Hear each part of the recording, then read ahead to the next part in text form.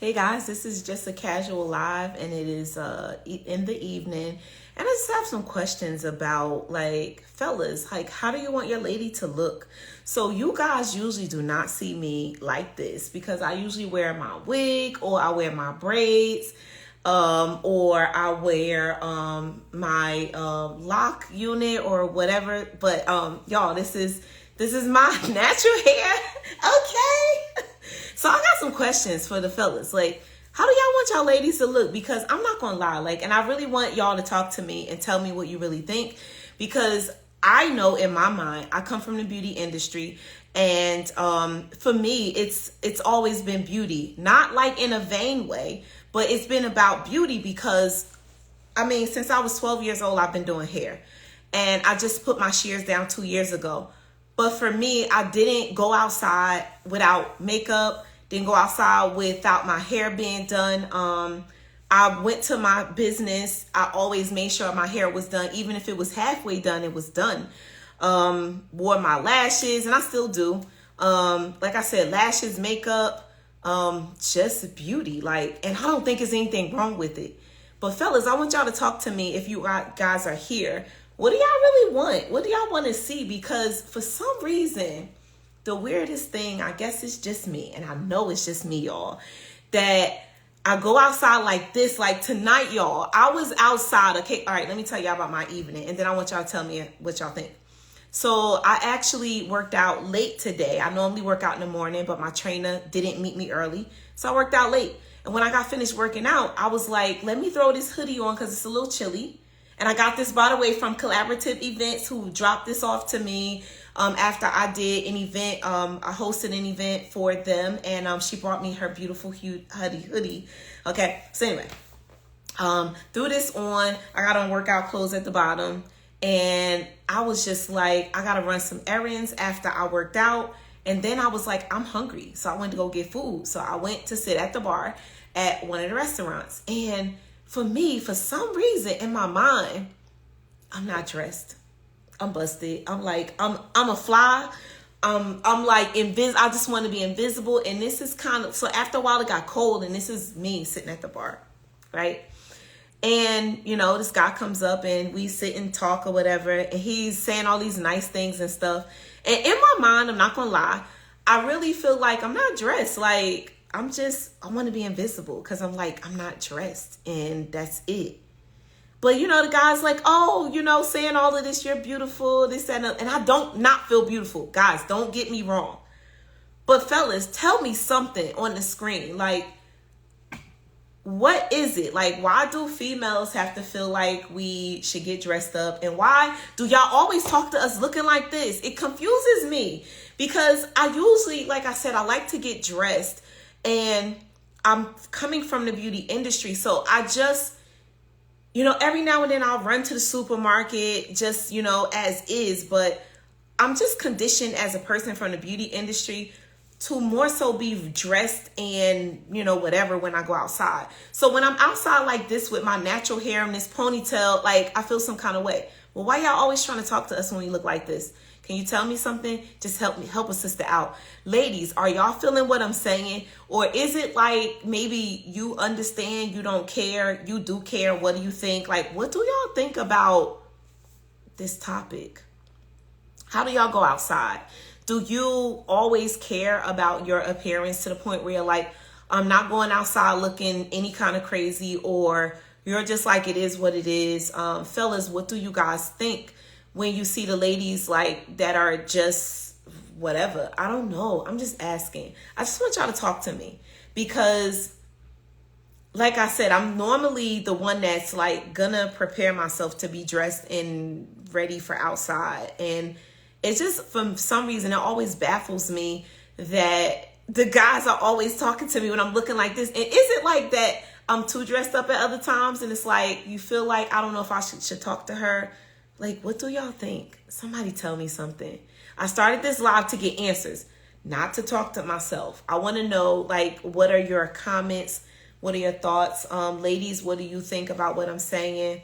What are you guys really feeling and saying and thinking about this conversation? about the looks that you have when you go outside and the connections that you make with people according to how you look. Anyway, I don't know. I'm still trying to figure it out because I don't know, but like a lot of times when I go outside and I'm totally what I consider to be busted, people are always talking to me and I'm trying to understand it. And then I think in my mind, I'm like, is this what you want? You want somebody that's busted? But I think it's not really busted. It's just in my mind that I'm normally not going outside, not presentable. So in my mind, to some degree, it confuses me about men. Like, what do y'all want? Like, you know, like I think men like beauty, but then at the same time, I do believe that men like women to be natural. But what is it that y'all really want? Like, do y'all just want us to be natural most of the time? And then, like, if we go out, you don't want us to go looking like this. You want us to look all dolled up. Or do you not care about that? Like, what do y'all think? So I'm going to leave this live up in case you guys don't share any answers with me right now. I'll leave it up. Tell me what your thoughts are. Respond in the chat, in the comments area. Tell me what your thoughts are in regards to a female's appearance. And, you know, does it say anything about her or how do you feel? But I don't know. I mean, the guy totally paid for my dinner tonight. Like, I was just chilling and went out to go have something to eat and drink. And it was just me hungry. Like, I wasn't looking for nothing. I literally wanted to be like invisible because I knew that I was like this. And then as I'm sitting there, y'all, so I live in Florida. And as it got colder, you know, as I was sitting there, I'm sitting there eating my food. It gets colder and colder. So now I turn into this. Like, now I got the hoodie on. So I feel like I'm looking like the robber or whatever. And, you know, the guy just sits there and he's talking to me. And then, you know, great conversation. And, you know, he buys my food and totally, like, that was it. And I'm like, oh, okay. I don't know. I don't know what to think, y'all. I'm telling y'all. I don't know what to think. I really want somebody to give me some answers. I need some answers. What is it that these men, right? The robber. That's how I feel like I was looking, like with a hoodie on. So like, what do y'all want? And it just, I'm trying to say that because I know that I normally present myself pretty well, that when I go outside and, you know, I meet someone, it's kind of like, if you're looking at me in this state, like, what is it that you, like, what kind of woman do you want if you're like, hey? Or is it like you guys just see beneath everything?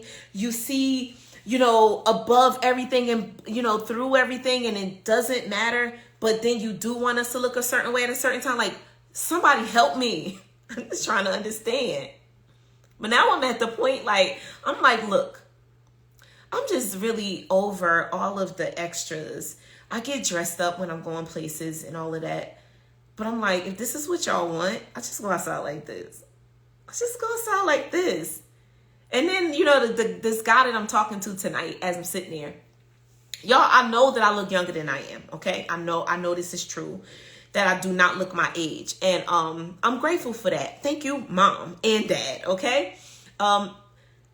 But I don't know. I just don't understand what men are thinking. I don't know. He likes a natural woman and loved your conversation. Yeah, that was kind of what he was saying. You know, he didn't say nothing about the natural woman, but he definitely was saying, because we did have good conversation, which was good. Now, honestly, I have good conversation with most people I talk to. Like, let me be honest, because I like people, whether it's just like a person sitting there. And so then the guy begins to tell me, I told him, he's like, what's your profession? I told him I'm a life and business coach.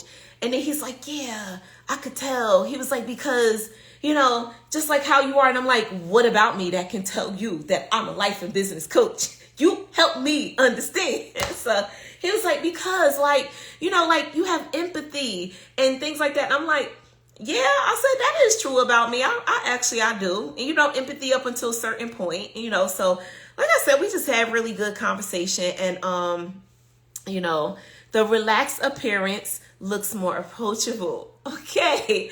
I was thinking that, Bleedy, I was thinking that because I know when I be wearing my wig with my long hair, they probably like, who is this chick? They were like, I don't know if I should approach her. I don't know if I should talk to her. I don't know. I think, I think men do think that. And I know that all men are not what's the right word? They do not, all men do not feel like they can approach every woman that that they encounter. So DL Master Barber, bruh, you should go live with me right now. Help me understand something. I am trying to figure out what is the difference in when I go out all dolled up or looking regular, and then I go out like this, and then it's just like, hey, let me buy your dinner. Like, I mean, I'm trying to understand, what do y'all men want? Because I think that y'all don't want us to come out with you looking busted and crazy. But I just try to understand when I encounter someone and they see me like this, I'm in my mind, it's like, well, what kind of woman do they want? Like, to me, like this is, yes, I did go to the gym. I worked out today, and that's why I'm in this state. But I usually don't just go outside like this. I'm probably gonna put some hair on, put a hat, do something. I don't really know. So I'm really, thank you for going live with me. You're gonna be the right one to talk to me about this. I already know, and I'm really appreciative that you're coming on with me. I think different men like different things too. What Yeah. it do? What it do? Hey. What's going on? Look at you out here buying houses and making houses for people. I saw your post earlier. Yeah, that was all God. You know what I mean? I'm just being obedient and following His instructions. You know what I mean? Yeah, I And love it. I love it. Keep it up, man. Keep it up. so the villas is they on their way and they coming along, and yeah, Yeah. you All right, know. look, let's talk So about this what's going topic. on? What's happening? Talk to me. So, you know me for many years, and Mm-hmm. I don't think you've ever seen me like this, did you? No, No, ever. never. But So, but you're still beautiful. oh, thank you. So Yeah. listen, I'm trying to understand what y'all men want, because I, in my mind, as a female that has been brought up within the beauty industry, and beauty is just has been my business and my life. It's not that I don't feel like I look nice or don't feel beautiful without the other stuff. It's just been Yeah. my life. It's just a thing. So I really rarely go outside with no hair, no extras, no, I always got my lashes, my makeup. That's just me. And it's not that I don't feel beautiful, Yeah. but I'm trying to understand what do men want, because I feel like guys be trying to talk to me more when I'm looking like this than the other times. And, it's a little bit mixture of both. But what do y'all want? Like, Nah, what is nah, it that nah, I'm trying nah, to understand, because I nah, think like nah. You can't. so much. I'm gonna say right now. It's not about because that's an individual call. Like for example, I personally like women without makeup. Okay, that's just me. Right. That's just me. Okay. Right. So, but then you have men like for example, I love short hair. If I get a hold of your hair, I usually women that I've dated, I cut their hair all the way off. Right. And because I like short hair, okay? But you got some men, like some of my old barbers, they hate women with short hair. So they down with the weaves all the way down to the butt. It all depends on the person. It all depends on what they looking for. Some men like the fake everything. I like natural everything. I think a lot of that stuff, God bless them, who the people who have it, it's just not my particular taste. But again, it's to the individual. We already know Scripture talks about the beauty that belongs to the eye of the beholder. So whoever that person is, right? So it's like some people like the fake and some people like the real. I'm one of those that like the real. I would rather see you get out the swimming pool and have your hair the way you are then have to we got to go get the hair done. We got to go do everything else. I can't see you until you made up. I can't see you until you got your makeup on. I can't see you until you cut the lights on, you go to the bathroom and then go put your eyelashes on. Man, listen, man, I'm gonna try to tear the eyelashes off. So anyway, it, that that Okay. that don't work for me. So I just think that it's an individual thing, and I personally believe that women don't know what they want, period. And I don't think, and that's not all women, but most women, I think they don't know what they want. And I don't think men know what they want. I think we asking for a lot of stuff that we really don't want to manage or take care of. Period. That's just my personal opinion on the subject. Because Oh, if we really knew what we wanted, then we if we knew better, we would do better. But why are we not doing better? Why is it so many people having dysfunctional relationships? Why is it so many people say they want this, but then when they get it, that's not what they really want? I don't think people really know what they want. That goes all the way down to their credit. That goes all the way down to their house. That goes all the way down to their job. People really don't know. I don't think they do know what they want. That's I people, think not just that's true. I think male that's or true. A female. lot of people don't are not sure what they really want. So let me ask you this, like real talk. Okay, so this hair coming out of the swimming pool, Mm-hmm. I'm just gonna tell you, I don't consider it to be cute with it just being whatever it is, like coming out, Mm-hmm. like I just went swimming and it's just all over the place. Like it just say whoosh, and I don't think that's cute. So what are we supposed to do with that? Like, But I just because I think love that the swimming person, and stuff. but again, I think that I really believe that women need to be secure in who they are, and I think you need to shake what your mama gave you. That's just me. But But is I it think cute that though? Like, so I'm no, a it's not. confident woman, Is it about but is being it cute, or is it cute? about? Listen, for me, I don't have a problem with it at all because I know you just came out that pool. But what I'm saying to you is that I don't believe that women, you know, who are you trying to impress in the first place? Is it the person that you with, or is it the people around you? I think a lot of times we're trying to impress so many people that we don't even know. We're trying to impress so many people that are in our inner circle that we don't even like. We're trying to impress so many people, and natural, like where I'm at right now in Costa Rica. Listen, ain't nobody wearing no weave. Ain't where I'm at. Nobody doing all of that. They wearing their natural hair. They not playing around with that. Okay. Where I'm at, ain't no Benzes and Porsches and Audis and Ferraris. Ain't none of that. People riding bicycles and beach cruisers with baskets on them. Where I'm at, the skin is beautiful. They rocking that natural skin from the humidity. So what I'm saying is that we need to stop trying to impress so many people and be comfortable with our skin and who we are as people. We've Scripture talks about not being conformed of this world. Okay, so a lot of times we're conforming ourselves to to an illusion that can never be satisfied. This world that we're living in is so insatiable that is constantly hungry for what you know. But So the wait, thing they is asking where you at. I know where you are right now, but where you I'm in really Costa Rica. live, he's in I'm in Costa Rica right this moment, but you live in LA and somewhere else. Okay, I know you got a right. couple of homes, but what about that LA life? Now, what's going on in But see, LA? I Because don't. that's another But see, story. again, I don't change. I don't change. Every girlfriend I ever had never wore makeup. I don't subscribe to all of that. I mean, it's cool if that's what you want to do, but I'm not down with it because I want to wake up to the same person. I don't want to know the other person. I ain't even gonna lie to you. I don't want to know that person because I don't know who that person is when they wake up. That's a whole nother face. Me All personally, right, but look, I like the DL, natural. DL. Now you listen. You go to a lot of upscale events and a lot of places. Do you want the female on your arm walking in and out? If she's beautiful and everything, fine, fine, fine, fine.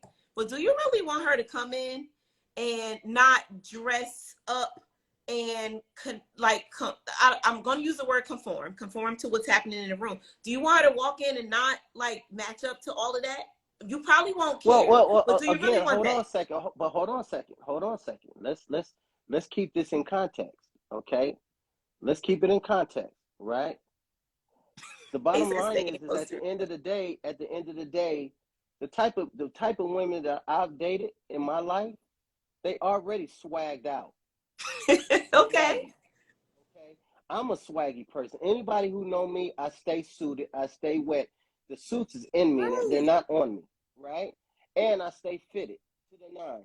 The people that I'm dating, those type of people are already wet and they're happy and comfortable. So their hair is gonna be what it's gonna be. And it's gonna be sharp the way they wear it, right? I'm not saying they get up and just wake up out the bed and not comb their hair, not do nothing to it. Nah, I'm talking about people who are comfortable who what they are. Like my hair, I'm locked up. This is me. And I don't, whether you like it or not, this is what you're gonna get messing with me. You dig what I'm saying? Some people say, well, I don't like locks. They don't even wash their hair. They don't know what they talking about. You know my hair smell good. But the bottom line is, at the end of the day, for me, natural is what's happening. Now, other people, again, they're going to want something different. And when you find somebody natural and they're beautiful, you always say, oh my God, your skin looks good. Oh my God. And women will tell that to another woman. But they ain't wearing all that makeup and they still look good. It ain't like you're not combing your hair. It's not like you're not doing something. It's just that you're more natural and you're more doing what you're doing. Right? So, but a lot of men ain't going for that. And I get it. But again, what are you dating? Are you dating a shallow person, or are you dating a person that loves you for you? Just like when women always say, I want, like I've been hearing this when Kevin Samuels was alive. I heard it more when he was alive than anything. These women talking about they want a six-figure man and they want a high-power man and they want, man, whatever. You want all of that, but then at the end of the day, my question is, do you have it? The minute you start talking about you want a six-figure man, if you ain't got six figures, shut up. Don't even say nothing. You talking about you want a man with good credit. Do you have good credit? You want a man with a big house. Do you have a big house? I don't even date broke women. So the bottom line is that all that talking that people doing is why not be comfortable who you are and what you stand for, so you ain't even tripping on that stuff? Because at the end of the day, does it really matter? And when I hear these women talk, they talk about, and it's men too, but when the Kevin Samuels stuff, when he was doing his thing, these women asking for all of this stuff, but did you ask for a man that loves you? Did you ask for a man that's caring? Did you ask for a man that's humble? You ain't talked about nothing but materialistic stuff. And yeah, and you know me, I'm a busy person. Mm-hmm. But what comes with me is not a lot of time. One more time. You want a man like that that's making that kind of money? What comes with me is not a lot of time. So that means I'm traveling all the time. That means I'm not at home. So if you talking about a lot of women want their man to be around, well, how the hell he gonna be around when he got to go out there and get that paper you asking for? You want one or the other. You want a man that's at home and broke, or you want a man that's out there going to get it? And I'm that type of man that's out there going to get it. So if I'm out there going to get it, then you can't have both. Now there's a few men that have balance and they have boundaries, but for the most part, a man wants a woman that's down for him, 10 toes down. That's what I want. I don't want no woman that look good but can't do nothing for me. Well, I agree. Yeah. You know what I'm saying? She can look good all day. That don't make no sense to look that damn good, that damn fine, and ain't worth 2 cents. No damn sense. If I get stuck somewhere and somebody was steal all my credit cards, I can't find it, I ain't got no money, can I call you and ask you to get me on the plane and get me back to the States? Or do I have to wait till Friday when you get your check? I can't date no woman like that. But you beautiful. I have a woman that's hair is natural as hell and got herself together. I want a woman that's wearing her hair and wearing her skin, that is positive, that is motivating, that's supporting me, and I'm supporting her. That's what I want. I can't have the fakeness. I can't have that tomfoolery running around me and she can't do nothing for me. Listen, it's called a team.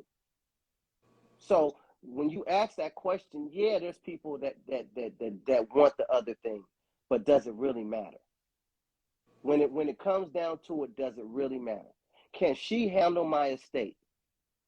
Deal with my estate and keep it going and not lose everything that I worked so hard for? Can she do that? Can she be a great manager of my businesses like I'm a great manager of my business and hers? Can we do that together? Or am I really worried about her hair? Am I really worried about her eyelashes? Am I really worried about her nails? Listen, nah, I ain't about that life. I ain't about that life. So I love it. I love it. I'm still wondering, is there a space? Like you said, busy man, right? So you two are somewhere and she got to get up. And she has to get up and y'all got to go somewhere and be presentable for people. And she's got this hair. Like what are you saying? Throw a hat on? Why do should she throw a something. hat on when What she are you don't? saying? Listen. Anybody who's Accent. wearing their hair natural know how to do their hair. I'm just saying, but it's not a five. But now you are a barber, and you know it's not a 5 minute thing. So let's talk about the fact that this hair is out, and now we gotta hurry up because you're a man on the go. You gotta go. We gotta go. It's time to go. Now we Yeah, gotta get up. but no, but I'm not gonna put you in no situation where I got to do a red carpet and I'm telling you at the last minute. She already know what to do. She already know she going to get her dress. She know what to do. But the bottom line is she know how to take care of herself. A woman who is not who is unapologetically unafraid to be who she is. Okay? And whether you like her hair or not, I like it. And I'm telling you, the women that I date who wear their hair natural know how to whip that hair up and have it rocking. I mean, let me give you an example, a prime example, and everybody on your live can appreciate what I'm about to say. If you watched Black Panther or two, Wait, say that again, DL, because your mic went out. you watch Black Panther or two, is Black Panther? Right? Yeah. That was all natural hair. Wait, you talking about Wakanda? Yeah. Wakanda, the Wakanda movie? That was natural hair. Yeah, they did. They were killing the natural hair. They were. You can't tell me they wasn't whipping that hair up. They were. Yeah, they had some extensions in there and all of that, but they was wearing the natural look. They did that. They did. Right or wrong. So you gonna tell me that somebody is gonna be like, look at her hair, or what she wear her hair like that for? When they was suited to the nine, little Wakanda outfit. True. Point blank. You ain't gonna listen. When you look at Lupita, you see her hair.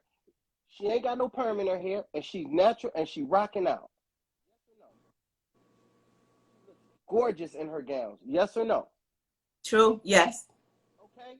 So the bottom line is that I'm not knocking any man who wants a woman with long hair. I'm not knocking any man who wants a woman with weave. I'm not knocking any man who wants a woman with a fake booty and fake breasts. That is not my thing. Half of it don't look good anyway. You didn't want to spend the real money. So what you did was got the fake one. You got the cheap $4,000 the booty job, looking like a stork.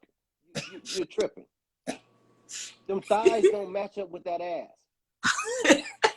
So is anybody listening? You got the wrong thong song on. You did, because that's not what you're supposed to be looking like, and you know it don't look good. But in your mind, you look a mess. That's all. You look a mess. So what does that do for you? What does that do for your self-esteem?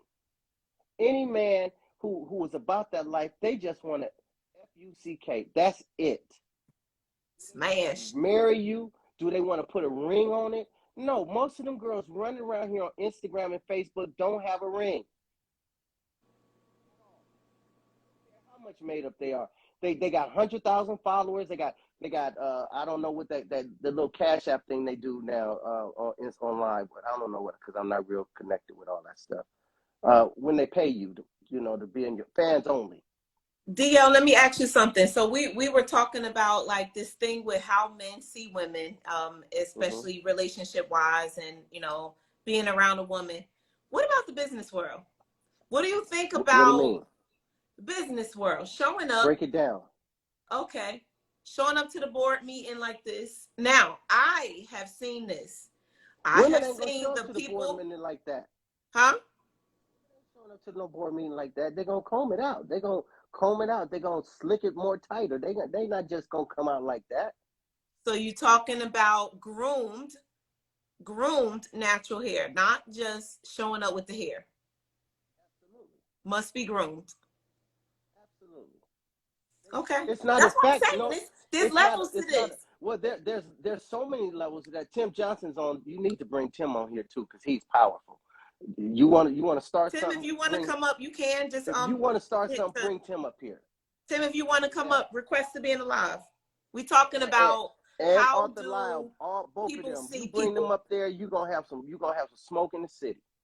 Now, all I'm telling you is that there's nothing wrong with grooming. We have to groom. First of all, it's harder for black women anyway to move up in corporate America if they not rocking out with that type of look. Mm-hmm. Mm-hmm. These are facts. Okay, Yeah, I we mean, know and things this. are changing, but it's still that stuff still does They ain't exist. changed enough. Enough. A woman can still be beautiful without all of the extra tens on the 20. She can still be beautiful. And again, I think it's the woman's fault, not the man's fault. Because the woman is, she don't have to do much now just to get somebody looking at her, somebody to do whatever they do. Men have put themselves in a position where they're willing to do any. First of all, some of these women is too damn overweight to be so sexy, if you ask me. Period. You can't be wearing the black tights everywhere you go. Why you gotta pass the gym up? You just, I mean, what you? I mean, just because somebody's saying you got to, you thick, you overweight. That is true, and that's why I talk about that a lot, because I believe in health. I believe in health no matter what, and don't think that it doesn't matter. It actually does. You do need to be healthy. There's an old saying that said people will spend their whole life chasing their wealth. Once they get their wealth, they'll spend their whole wealth chasing their health. But if you do like what you're doing right now and you're doing both, that means you're balancing your life. And that means you can be here a lot longer. A lot of times people calling these girls thick, these girls is overweight. Next thing you know, that you're dealing with diabetes. Next thing you know, you're dealing with high blood pressure. But they thick. What difference does it make when she got to take a bunch of pills to stay alive? Right, right. We don't talk about that kind of stuff, especially in the black community. Mm-hmm. In the black community, when you're dealing with a black woman that's thick like the way they got them now, you're dealing with health issues that go along with that because they don't have to work out because men is like, oh, she thick. No, that's when I was growing up, a girl that size was called a fat girl. Period, point blank. No disrespect to anybody overweight, but they was calling them fat girls. When you watch Soul Train and you see a big dude on Soul Train, you like, look at big boy go. Why do you think they called him Heavy D? You see what I'm saying? There wasn't a lot of them out there that can move like him because he was a big guy. But the bottom line now is what we willing to do is we willing to just do whatever. I ain't got to go to the gym. I'll just get surgery. Mm-mm. No. You know what I'm saying? I ain't got to go to the gym. I'll go get the lipo thing. No, that's why I I don't. show my journey all the time, because I really, and you know what? And sometimes there are moments in time where I wonder what people are thinking. It's just very brief. But then there are other moments in time where I understand the leader that I am, and I want people to see how I've become who I am. So it's all about being consistent with showing up for yourself in the gym and with what you put in your mouth. Like in my stories, I show, like the other night, I showed the fruits and vegetables that I purchased, because Mm-hmm. these are things, and those things contribute to your skin looking good as well. You Mm-hmm. eating the right things and consuming enough water and things like that. So, No, yeah, and it's I a agree lot. with the young lady. There's a young lady on here that said skinny does not mean healthy, and she's True, it's right. And true. overweight does not always mean Right. unhealthy. Well, I'm not speaking to those women. I'm speaking to the ones who know they ain't going to the gym, who don't feel like they got to go to the gym. And you got about 7 rolls, but you're gonna wear your tight pants, and then you're gonna throw a little cool little outfit on. As long as that ass is showing, you feel like you good. That's not what's. That's not. Arthur Lyle is a bodybuilder as well. So he can tell you about all of that. But the bottom line is and I heard something, and this is powerful. Maybe you heard it before. I heard something about 2 weeks ago, and this young lady has said this. She said, "When you are born, you look like your mama and your daddy. When you die, you look like the choices that you've made." Hello, Absolutely. hello. And that goes for finances, that goes for relationships, that goes for your health, that goes for your whatever if your drug dependencies, your alcohol dependencies, whatever choices that you made at the end of your life, you don't look like your mom and daddy. You look like the choices that you made. All day. Period. Point blank. All day, So the every day. bottom line is that at the end of the day, swinging it back around to what you were talking about in relationships, That also plays a part in the person that you with, the choice that you made. You choosing a person that don't really love you. You choosing a person that want to be with you because you either A got some money, or A you got influence, or C that you got something that they want. They don't love you for you. That's a choice. And you know they don't love you, and you gonna be with them because they fine, because everybody like them. Everybody, oh, she look good, or he look good, or he handsome. Or I remember when I was growing up, oh, I'm gonna have a baby by him because he got good hair. Mm-hmm. Look, You the you full you package feel is me? what I desire. I'm not gonna lie, like the full package. I'm not gonna What's the lie. full package? Because we need to be clear about that too. I mean, What's the it's full not package? straight just looks, and it's not just this or that. It's a combination of the different things. It's a combination of being intelligent and wanting more for yourself, being proud of yourself, being understanding who you are as an individual and wanting more for yourself, Mm-hmm. wanting more for you and I collectively. Mm-hmm. Being excited about life, being a loving person. Those are some of the things. Being physically fit is important to me too, and those are some of the things on my list. Being intelligent, having a sense of humor, being just well-rounded, having a bunch of things. Like, I don't feel like I should have to settle just because you're just randomly doing dumb stuff, like, and I should have to settle. Like, I don't think so. Well, I don't think so.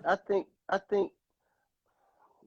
First of all, I think that before you can even decide to be in a great relationship with anybody and what you're asking for, I don't think you're asking for much.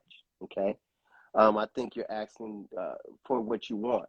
But I really believe that people need to learn how to become great managers of themselves Mm-hmm. first. That means love yourself. Yep. That means be your own best friend before you can be anybody else's best friend. That means that you are a person that's adding to a relationship instead of subtracting from a relationship. Right. You know what I'm saying? That means that you can actually go to the movies and have such a good time that when you talk to whoever on the phone, like, where you go? I went to the movies. Who you go? Nobody. I had such a good time with. See, because you can be your own best friend first Right. before you can be somebody else's best friend. You know, and when you start talking about funny, there's two type of funnies. There's a person that got jokes, just naturally got jokes, and then there's a person that just happy.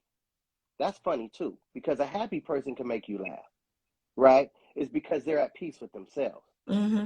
But a lot of times, what we're dealing with is people that are broken inside. And when you're broken inside, how can you help somebody? How can you be in a relationship when there's so much hurt that has not been resolved in you that you're going to put that on somebody else? That's right. You So got when to be the people, whole person before you connect to anyone else. And right? So that's for real. so so I really believe the internals really count. I really believe that when you start looking for a mate, I think that you need to search for the man and the woman in the mirror first and say, would I date me? Mm-hmm. You dig Yeah. what I'm But saying? look, And, listen, and, and, I know and I you ain't gonna lie talking to you. out loud, but I I ain't gonna lie say to yes to you. all of I that. ain't gonna. I wouldn't date DL. Huh? I would not date. Hell no. You want to date yourself? No. Wait a minute. Wait, No. wait a minute. Wait a minute. Wait a minute. I'm confused now. Mm-mm. Why won't you date Nah. yourself? Well, I'm gonna tell you something. See, because one thing about me is I'm gonna always be transparent, and I'm always gonna be real, and I'm always gonna keep it 100. The reason why I wouldn't date me now, I would date me, the person that I am now, but that just happened. That happened a year ago. Wow. Okay, and that was thank God for taking the month off that I did and spend that time in the jungle when God really broke it down to me and told me who I really was, as opposed to the person that I grew up to be. And the person I grew up to be is only a year old compared to the person that I was. See, the person that I was is the person that was constantly going out there and getting it.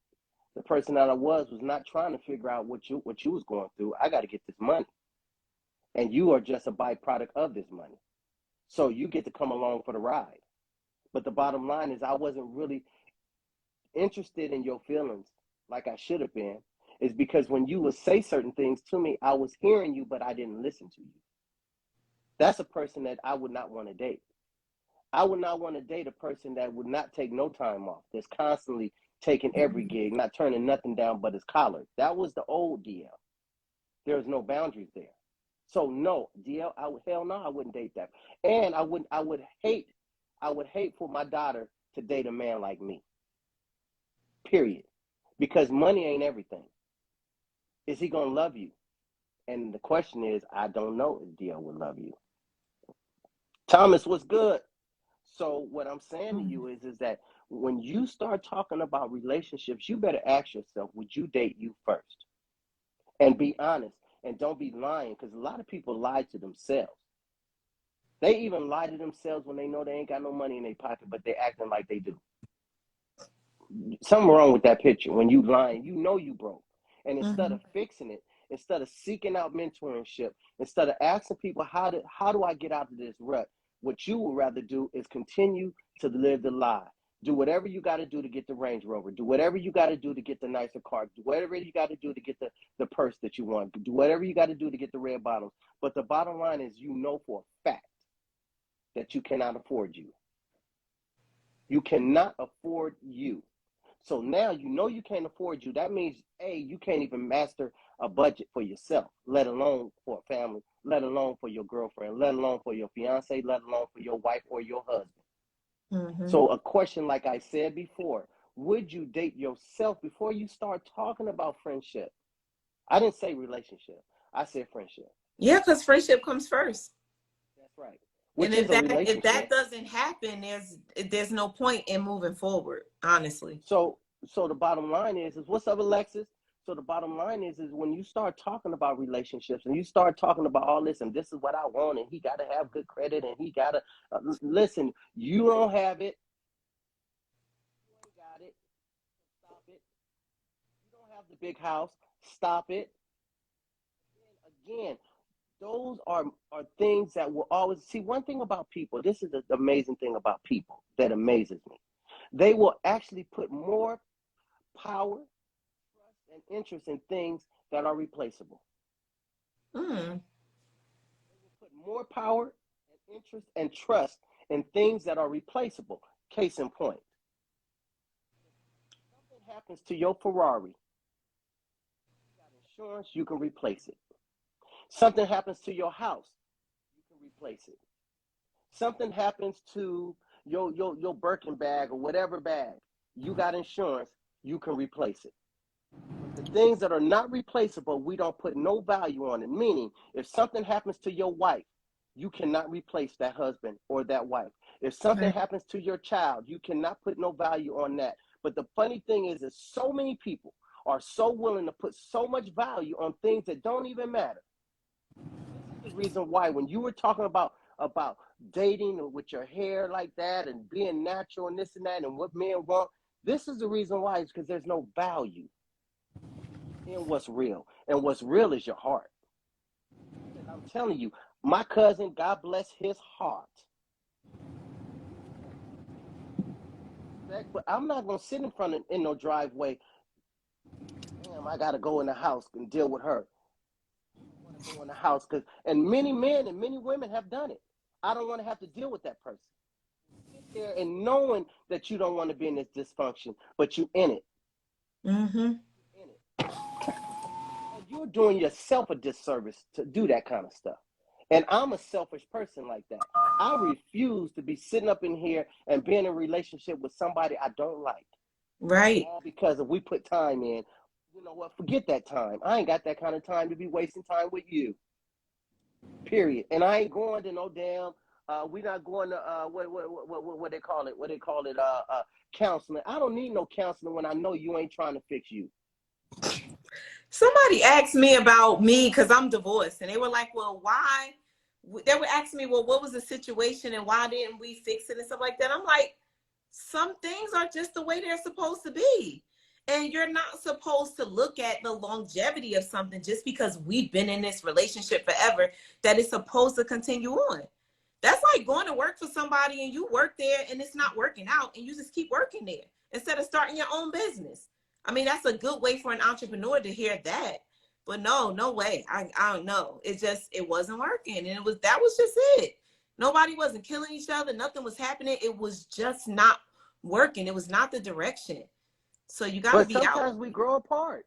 And that's Sometimes exactly what people I grow up. said. And people still, I think people don't understand it. I think people are so used to someone's whooping somebody's tail, somebody cheating on somebody, something bad is happening, to the point where while the relationship broke up, that's the majority, to the point where people don't understand that it really can be truly like my situation. We literally grew apart. We grew And there's apart. nothing wrong with that. No. Some people grow up and some people stay the same. Brother Tim, what's going on? What's up, my brother? What's going on? Hey, Tim. This Tim, Hey, what you want to add to the conversation? Thanks for this coming this up with this us. girl is starting stuff. First of all, it's good to see you, man, and it's good to see you too, sweetheart. How you doing? Let me hold on. Before I open my mouth, let me look at this title. What you talking about?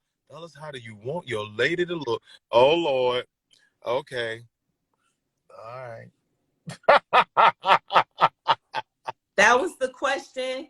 And I'm talking about the whole being completely natural. I'm talking about, whether the natural is groomed and can she come outside like that? Like, and then when you meet a woman, like, what are you looking for? And if you want the woman that is like kind of groomed and she looks a certain way, like when you meet her, like, do you need to see that? Do you need to see the natural? Like, what y'all looking for? Because I get confused with fellas who approach me. I get very confused. I'm trying to understand. I think because I came from the beauty industry, I understand that I've always groomed myself to some degree before I walked out the house. It didn't have to do with not feeling any self-esteem, because I've always had great self-esteem. It's just been because I've been in the beauty industry that's what I'm used to showing up as.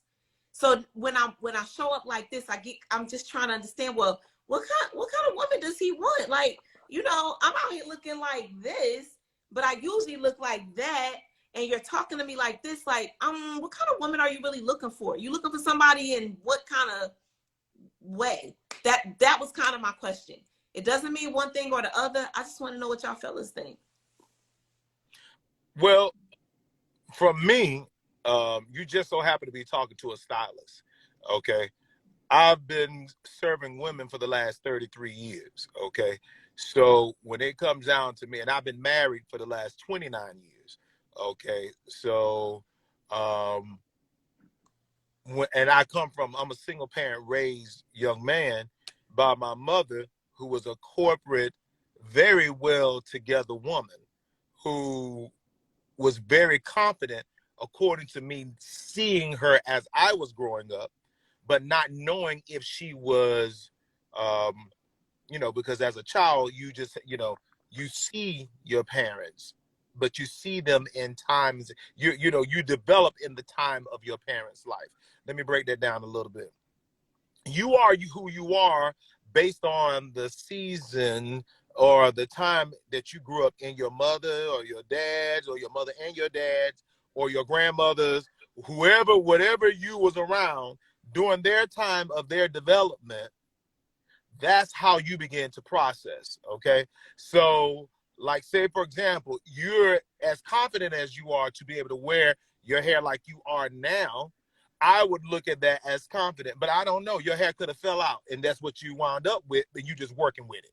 You see what I'm saying? Or you could have gone on and just, you might be between two jobs right now and you don't want no weave no more right now. So you just, so I don't know where you are right now. So when it comes down to what guys want their women's hair to look like, I think it's so much noise going on right now and so much traffic going on right now in image, that there's image clutter. And when I say image clutter, it's to the point that women don't know, a lot of women, not saying women, I don't want to make no blanket statements, but because I serve women and I get women who actually come to the conclusion that they're going to invest in their image. And by the time they get to me, I am the type of stylist that my clients rely on me for their image and their look. they come to me and they surrender their budget for when I say they need treatments. They're regular clients. You know, what is their look for the spring coming up? We have these discussions now. We peak winter, so I'm letting them know where hair is going coming up spring, summer. I'm forecasting their image. I deal with them from a therapeutic standpoint because majority of the, not majority, because that's still another blanket statement. The women that I have been seeing right now and the sound that I've been hearing a lot right now is a lot of them are not clear as to what they really know works for them. They're typically are running after what they're seeing somebody else with. So you got monkey see, monkey do right now going on. A whole lot of monkey see, monkey do. If somebody is saying, you know, Stacks is in right now. Stacks is something that was way back from the 80s, or the mullet is back. You know what I'm saying? So people are going after the mullet. Or, you know, you got people gluing more wigs on than I've ever seen before. And, you know, right now you ain't even got to know how to do no hair. You just, you know, you just glue a wig on and make them look like Beyonce the best way you can, and throw a pound of makeup on them and let them turn into somebody else. And they, you know, they Wonder Woman. So then by the time, now I didn't know you had a ponytail in the back, so you just turned to the side. That's what I was saying. So I didn't know, you know. But the thing about it is, because you got a lot of image sacrifice going on right now, they don't know who they are. You see what I'm saying? Tim, that's what I was saying earlier. When you don't know who you are, how do you know what you want? You don't. So when you don't know what you want, now you responding to a man who is basically telling you this is what he wants, but he ain't really told you that. You just assuming that because that's what he's looking at. And what he's looking at. That's the question. That is the big question. What are we? And I think the answer is that there are several men, as you said, that appreciate certain things. Some don't care about all the extras, and some like the natural. Some don't. Some want short, some want long, some don't want blonde, some want like dark hair. All men are different. So I mean, you know, that's the thing. But Tim said it best. He said that image clutter. It's and a lot of when you dealing with that type of clutter and that type of chatter on a regular basis, then you start. It's still, to me, it's a boomerang effect. It always falls back on money. Because once you start looking for the look, what's Kim Kardashian looking like? So I ain't never seen so many black women trying to follow up on somebody that don't even look like them. That don't, to me, she trying to be you. You trying to go that way. Wait a minute. The curves was considered fat the other races. Right. Now they trying to get the curves. The darkness was, wait a minute, you racist. You don't even like black people, but you getting dark like black people. The lips are your lips are too big. You jigaboo for your face. But yet and still now the lips is getting big. So it's like, why are we running backwards when this is what our mamas gave us? Instead of you know what, instead of finding out what works best for you, you see what I'm saying? What is your look? And then the thing about it is this: you're running around here trying to find out what he wants his woman to look like, and if you're not his woman, all he can tell you is what he's seen on somebody else that he thought looked good. So if he sees something on somebody else that he thought looked good, that ain't you. So here you are trying to wear something that he done seen on somebody else that either he ain't got no more or you ain't them. I don't care if he thought his mom looked good with that. You're not his mama. You know what I'm saying? And then at the end of the day, where is your confidence to be able to wear what you supposed to be wanting to wear? And what is it that you looking to wear? Is this what is the look for me? Or is this the look I done strolled all through, you know, the cut life? I done looked all through the bob life. I done looked through all of the celebrities. I'm trying to wear what, you know, Queen Latifah wear or whoever, you know what I'm saying?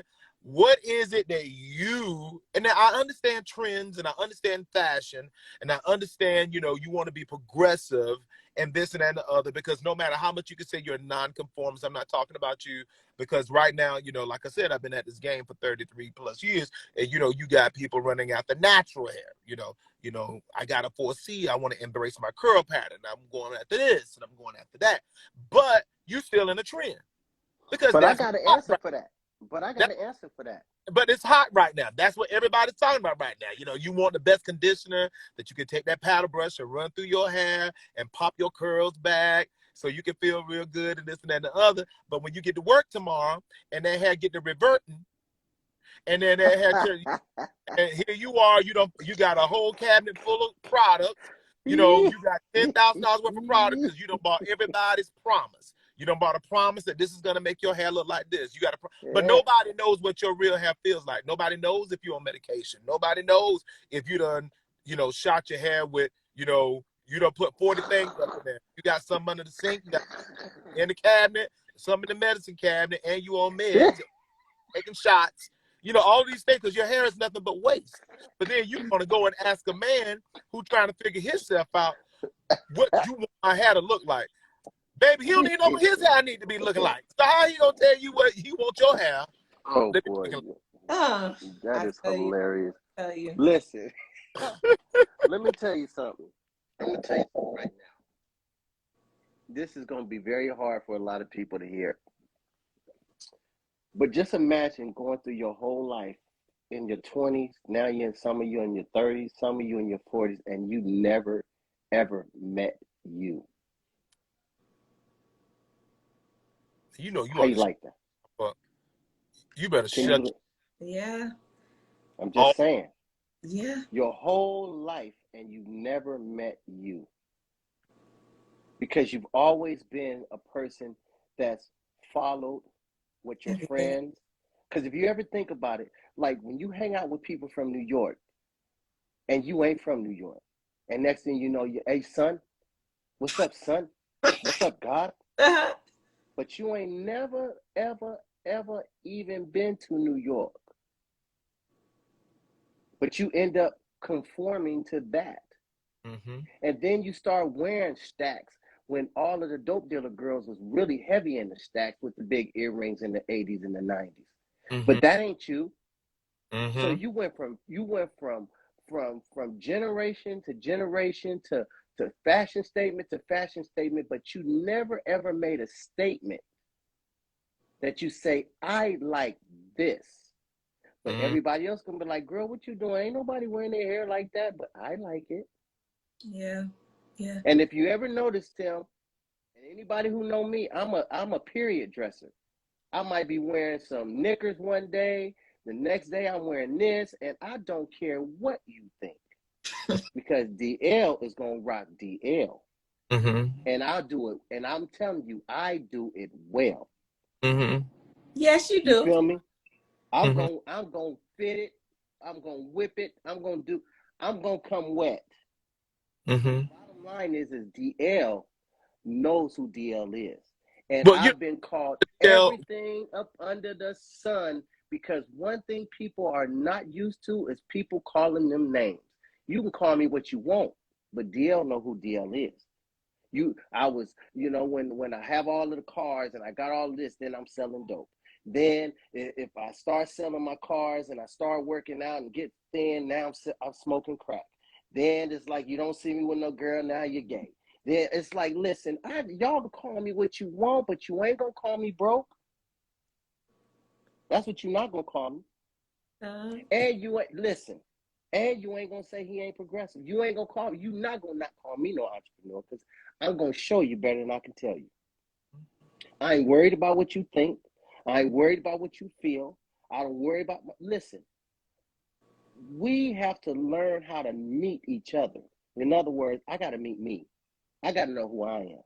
And I need to say, hey, am I okay? Am I okay with what I look like? What the sister was talking about, is she talking about hair? Could I wear my hair like that? And what does men think? I don't give a damn what those men think about you. What do you think about you? Come on. Because the man for you is going to love you with that hair like that, because he going to run his fingers through it and get stuck and get shocked by what is that? The static in there. But don't worry about nothing. He's still gonna grab on the back of that head and be like, "You my baby girl." And he gonna get stuck. See, you know what? You was doing well until you got to the point where you want to say he gonna run his fingers through this. He gonna get stuck because that very well could happen. Like it very well. Like come on, you know what? You didn't help the situation. No, You know what? No, She was like, I was all but in. listen, He was like, and he might tell get me stuck. it ain't true though. It ain't true. Do we want perfect? Do we want perfection? Do we really want that? Because when people start looking for perfection, first of all, you ain't gonna get it. No, you're not. None of us. You're not gonna get that. And so at the end of the day, there's certain things about our bodies that we might not be too happy with, but there's somebody that loves that. Some women got stretch marks. Some men be like, "Ugh, I can't believe she got stretch marks." There's a baby that came out of there. Okay? So whether you like it or not, I know people that love stretch marks. Love them. Wait a minute. Wait. Tell me about those people. They love stretch. Who loves stretch? They love stretch marks? Yes. Or do they just the accept baby. Hold stretch on, baby. marks? No. Let me say this Wait, to you. they love them. Look, They let me love say them this. or they accept them. Now listen. No, There's you some people that this. love I'm stretch vouch marks. for what he says. Let me say this. There are some men that are not concerned with what you are overly concerned about. I believe that. You trying to hide stretch marks. You trying to hide. Look, if you grown and at this age and at this stage in the game, whatever stage you in, I don't care if you're in your late 20s, early 30s, beginning 40s, or you hiding, faking 50 and you really 60. What you really trying to hide, 9 times out of 10, he already know you got. Wow. Oh, that was beautiful. At this stage in the game, if you in your 40s, you got some kids. If you ain't had no kids, you probably want some kids still at 40. Or you got some grandbabies. Baby, if you this version of you be the best version you can be, the version of you that you can be right now. I mean, if you got some kids, you got some stretch marks 9 times out of 10. Some people love them tiger stripes. Baby, they ain't thinking about that stuff. You overthinking unnecessary things, and what you're doing is you're putting all that energy and wasting time, a waste of time in something where you could be developing yourself in something else totally different. Mm-hmm. Here you is trying to be the best eyebrow archer, drawer in and lashes. You trying to wear lashes up to your eyebrows when really it's such a trend right now. And here you are in your 40s, but you're trying to keep up because you're trying to look like you in your 20s, and they don't know what they look like. You see what I'm saying? So you looking like you trying to be something that you're not, where you should be owning your zone. Own your zone and own your place where you are and be as confident in it. And then whatever you are not clear on, find you a professional and surrender yourself to a professional that can give you the best image for you for where you are. And let me tell you something. People do not call me until they see me up on this live, and they got 40 phone calls they want to call. And before, I didn't have nobody calling me. Now I'm all up on the live, and now you want to blow my phone up while I'm up on the dirty live. Exactly. I'm from the country. But I'm gonna tell you something. I love what you guys are saying. Speaking for myself, I love that. I love wearing my lashes. But do I have to have them on? I don't. But I like my lashes. So when I put my lashes on, it's because I want to put them on. I know what my eyes look like without them. So I'm just, for anyone who's listening, this conversation goes in a lot of different directions. Yes, and there are some women who are gonna put the things on because you feel like you have to do it or else you're doomed. I like wearing those things. I like wearing. Can I say something? Can I cut in? When I say lashes, I don't want you to misunderstand what I was saying about lashes. I'm talking about lashes. I think are wonderful. My wife is a makeup artist. Well, she's retired from doing makeup, but I love when get you all the enhancements that you need. You know what I'm saying? If you know your eye, look, if you got eyebrows and you got naturally gray hair, your hair you dye, but your eyebrows you got gray going into your eyebrows. From a distance, it look like you ain't got no eyebrows. Oh, You're gonna have to know how to enhance your yes. eyebrows, and you're gonna have to know how to do it where it looks natural. Okay, But hold on a but second, but this is the thing. Key words. She said that she could do with or without it, but she likes doing it. Yeah. What I have an issue with is the ones who can't go without. And that's what a lot of sisters that I've come in contact with, okay, that can't go without it. I've met women in my shop that's never been without a weave. They mama's been putting weaves in their hair since they was little girls. mm-hmm. And so I had this one young lady who cried something terrible. Mind you, she was 28 and have never, ever, a man has never seen her hair. And we try to talk her into wearing, because she has beautiful hair. Mm-hmm. But we talked her into taking it out. And she cried something terrible. Well, you know what, DL? That's when women do that. It's actually hair is very emotional. Hair is extremely emotional. I have clients that they go through that, and it's not a right or wrong thing about it. It's a comfort thing, and it's like a security blanket. If you have been wearing weave all your life and then you stop wearing weave, it feels like you're naked. It feels Yes, like that's they what she feel said. like, yeah, they feel like they're naked. They feel like they're exposed. They feel like, and here you are with beautiful, you could say it 40 times over. And it's something that is like they got to be counseled out of it, like they need therapy out of it, like with the eyebrows, or not the eyebrows, with the eyelashes, and this and that and the other. And you got some people who like they still in the Jerry curl. Now, I don't say where I'm from. It ain't got to do with where I'm from. It's global, because you got people right now still running, and Jerry curls was only joked. It was out. It went out of style because it was joked out of styles. But I say the word Jerry curl, and it tells my age. But you got people running after the Gina curl. I got on my price menu a Tim curl. I do it's a thio, a permanent wave, and it looks like you got a natural curl pattern. Baby, I got clients that fly in for that look because they want their hair to look like it's naturally curly. But back in the day when you were looking at Soul Glow, or you were looking at stuff like that, they called it a ultra curl. You know what I'm saying? And and different things like that. But so it's just a different era and a different time. But whenever you can, when you said that about that taking out the hair or the wig or this and that and the other, a lot of people they've gotten stuck. And let me piggyback off that. And this is something, T, that I feel very strongly about, and this is one of the reasons why I'm moving to Costa Rica. Now, what I'm about to say has nothing to do with, because there's nothing that you can do to change this situation. It happens everywhere, even in Costa Rica. But my issue is where I'm at now.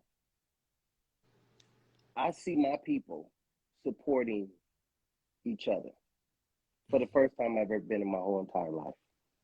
I've traveled the whole world. I've been all over the world multiple times. I've never seen this before. Now, I'm not saying that there's not other places, but I'm telling you where I'm at right now. Now, here's where I'm getting ready to go with this. One of my biggest issues with us is that we're doing a lot of this stuff, but we don't never have the real true support that we should have. Because what we will do is we will disrespect each other. We will hurt each other's feelings.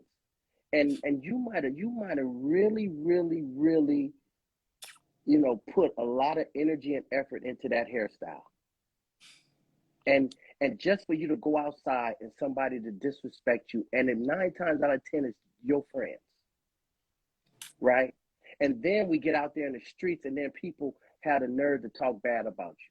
You get on Instagram and somebody got something negative to say. And it's like, how dare you? And this is the reason why so many people, male and female, have so many personal issues inside internally, is because we do not build each other up. All we know how to do now is tear each other down. I seen something the other day, and this is way off subject, but I gotta say it. This morning at 4 a.m, I was on my way to the airport. right? And I seen something popped up on my feed, and this brother had built these tiny homes in Atlanta, beautiful little tiny homes, right? And you would think it would be supported with so much love and so much good energy, and keep going and keep building, brother. But it was so much negative that those houses are too small, and I won't want to live that close, and oh, that's over there by the hood. Do you not know this man got 7 acres and built a whole community? And all y'all got to say is nothing but negative ish all day. We talking about, and for me to be a developer and to know what it takes, and people are like, well, it's taking too long. You don't know what kind of permits take, what it takes to get a permit to get something, get to the next level, or to the next stage, or to the next phase.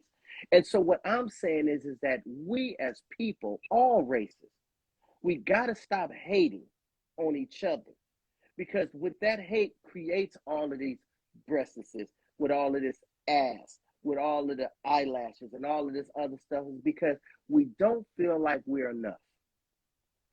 And that's so off base, because you are enough without your eyelashes. You are enough with your hair looking like it look. I think you look beautiful, pure point blank. That's it. That's all. And I think your skin is glowing. You look like you pregnant, and you ain't. Nope. You see what I'm saying? Because you know how when people get pregnant, they be like, you glowing, girl. You got that high pro glow. Tamika said, Not doing that anymore. I'm done with that. No, you ain't got to do it. But what I'm saying is, when people will always say your skin looks so good, either you came from the Caribbean or are you pregnant because you glowing. You glowing, girl. That smile Tamika is said, I'm glowing infectious. that good ring light. She said she got that So, ring light. whatever she got going on, it look good on you, girl. You look good without the ring light. You feel me? But the bottom line is that we have to continue to support each other in all ways, in all shapes, all fashions, even to the point where we need to continue to open the door. Chivalry is not dead.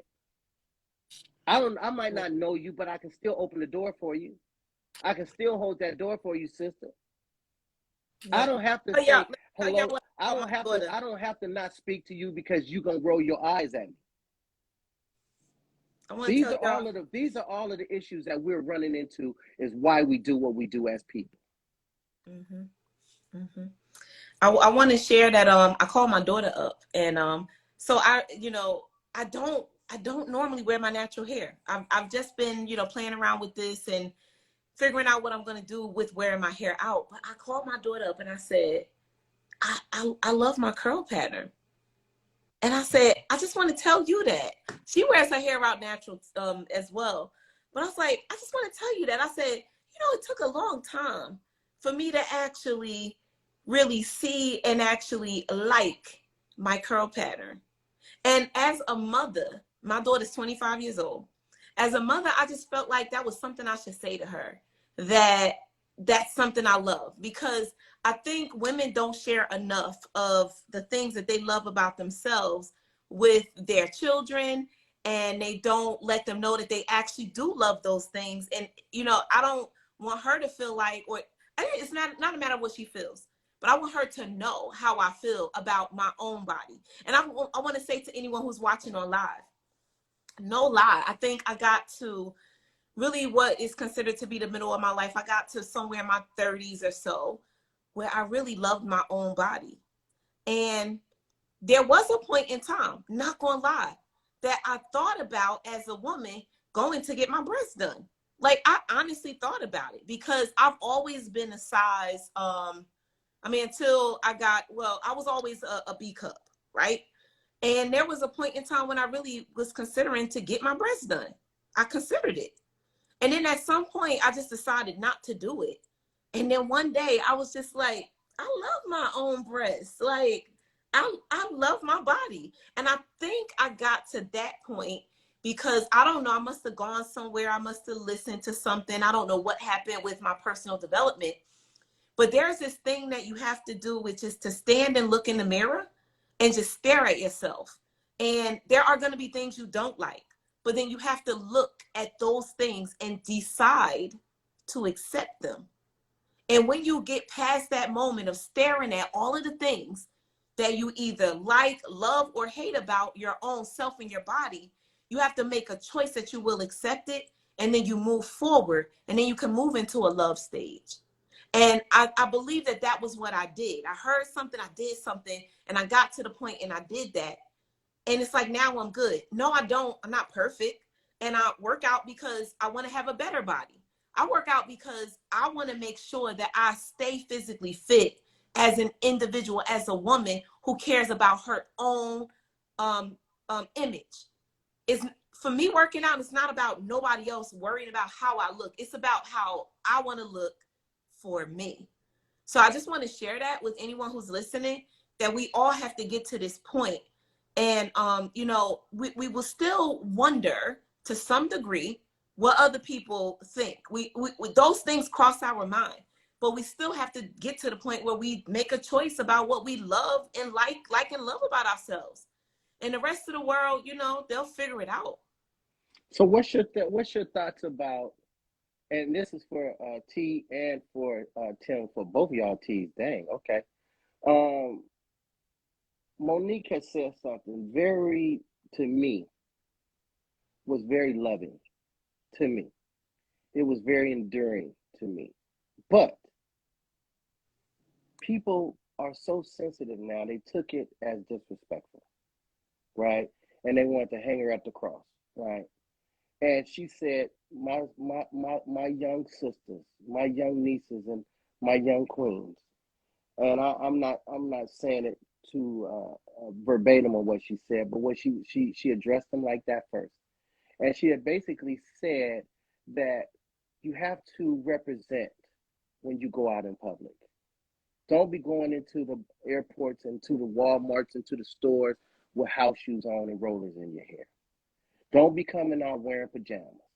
And when I tell you they tried to hang her at the cross, and I find, even when I travel as much as I travel, I see so many of us, male and female, that just, why would you even go outside looking like that? I'm not doing it. But then, I'm not doing it. but then at the same time, you say you want this in a man or you want this in a woman, but look how you looking. Key just said bonnets, hair bonnets. All of that stuff is, to be honest, when I was growing up, you weren't even allowed outside unless you was dressed. You want to get whooped on? Come outside. You can't even go to the car in your pajamas. Not just, and you in your driveway. There was no way that you was going to look like that, because one thing about when I was growing up, your last name meant something. And you're not going to disrespect that last name. Now it don't matter. You can disrespect your mama in front of your mama.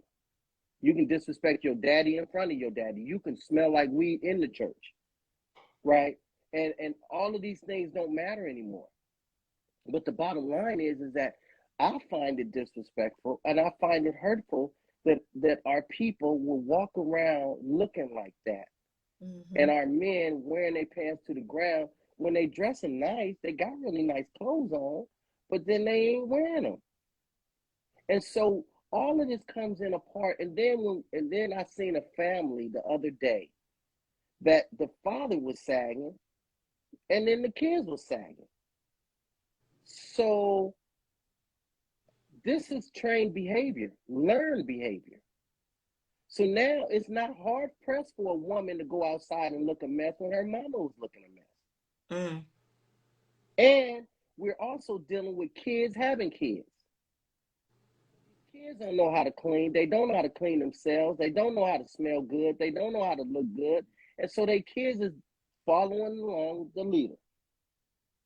So we have a big problem with what you're talking about, because it goes bigger than just wearing your hair natural. No, you ain't wearing your hair natural because you don't want to do your hair. You feel me? So you rather wear what I call a baseball cap. Women are wearing baseball caps now. Listen, DL, you ain't about to call my wig a baseball cap. I'm gonna call it like I see it. Uh-uh. Yeah.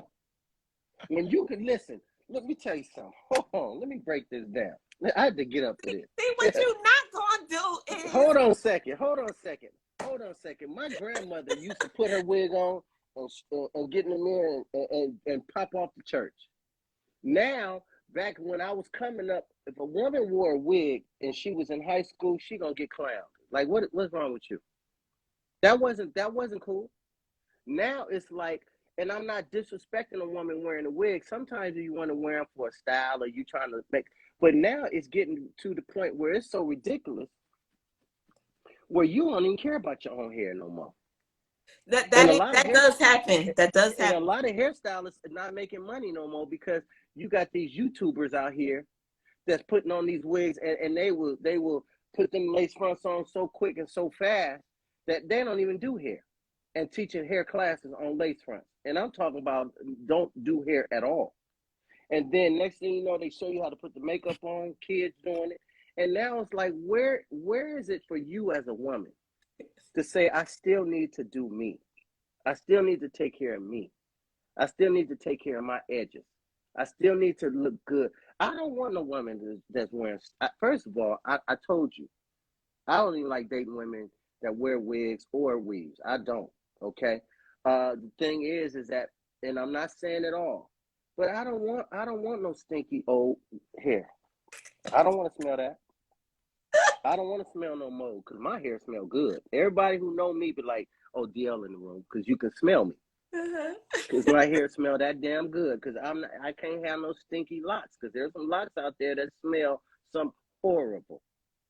Mm. Okay, but the bottom line is that at the end of the day, I just feel like women.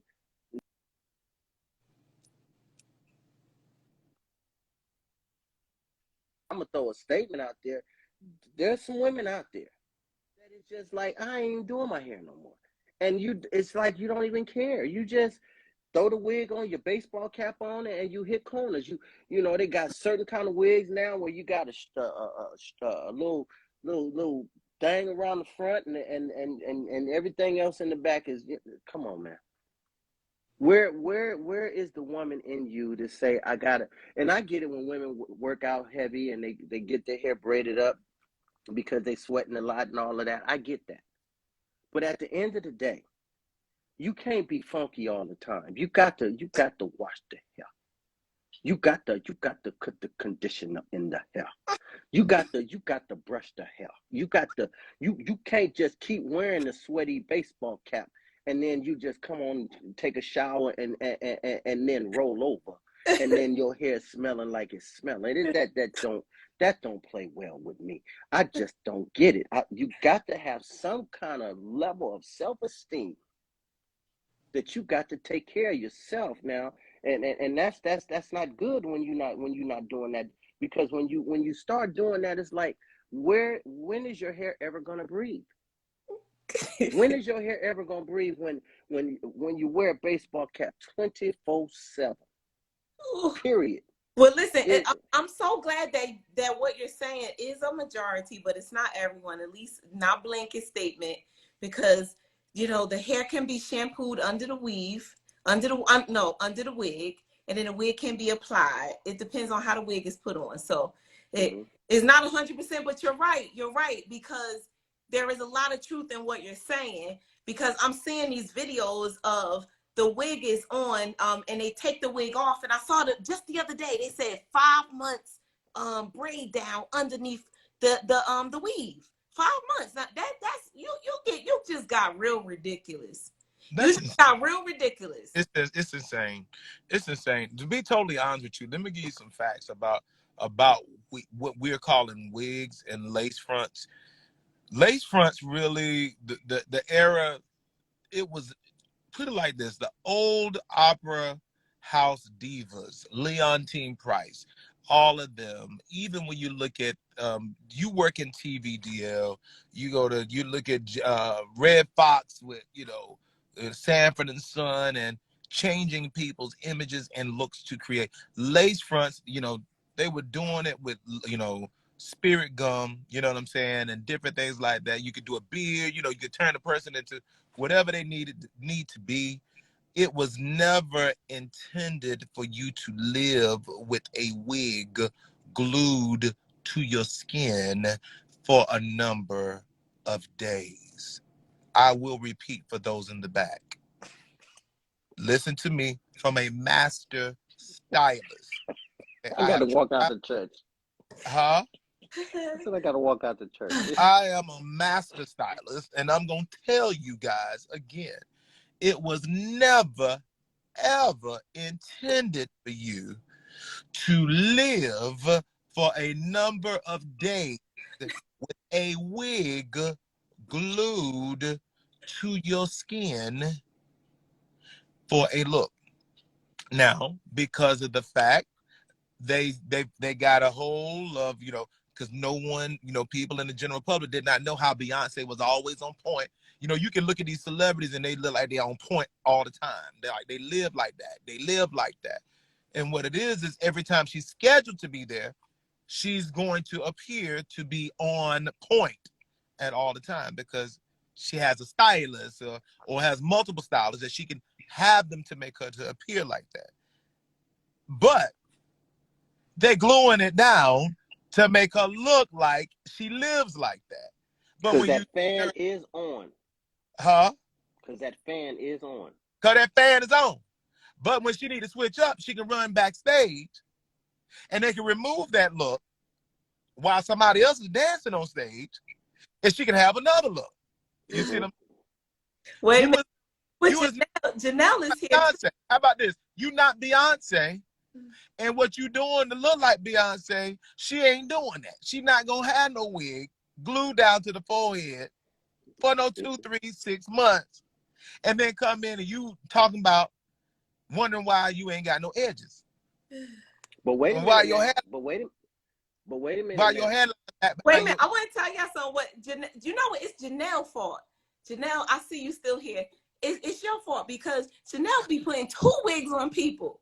That's what it's Janelle's fault. I saw you about Janelle from New York. You about Janelle from 2 wigs on the lady. You about Janelle from New York, the one. Yes, Janelle Silly. She here. Janelle, I saw you. Janelle, my Janelle, girl. it's your fault. You put 2 wigs on that lady. If this is Janelle, I know Janelle and I have done shows together. Janelle sells concepts. Okay, it's her fault. She sells concepts, but she's gonna sell you hair care at the same time. Okay, and what has happened is just like DL just said, you're getting concept, but you're not getting the rest of it. You don't know nothing about the hair care. And you don't know nothing about the development of hair care. What does your hair look like once you come up out of this? If your hairline behind your ears. Well, let's expand on that a little bit. Expound on that just a tad bit more. And I can't tell Janelle to come on in. I would love for Janelle. And I'm gonna tell you something that's something that I went to a class and it blew me away because it was how you put weaved hair, like wavy hair on men, where they have the waves, short hair, you know. But when they put all of that glue, like the whole head full of glue because it was shaved, my mind was saying, well, where does that glue go? Because once I was in the class, and it was an expensive class, but I'm always learning. I'm a lifetime student, never accepting a diploma, right? So I'm all in.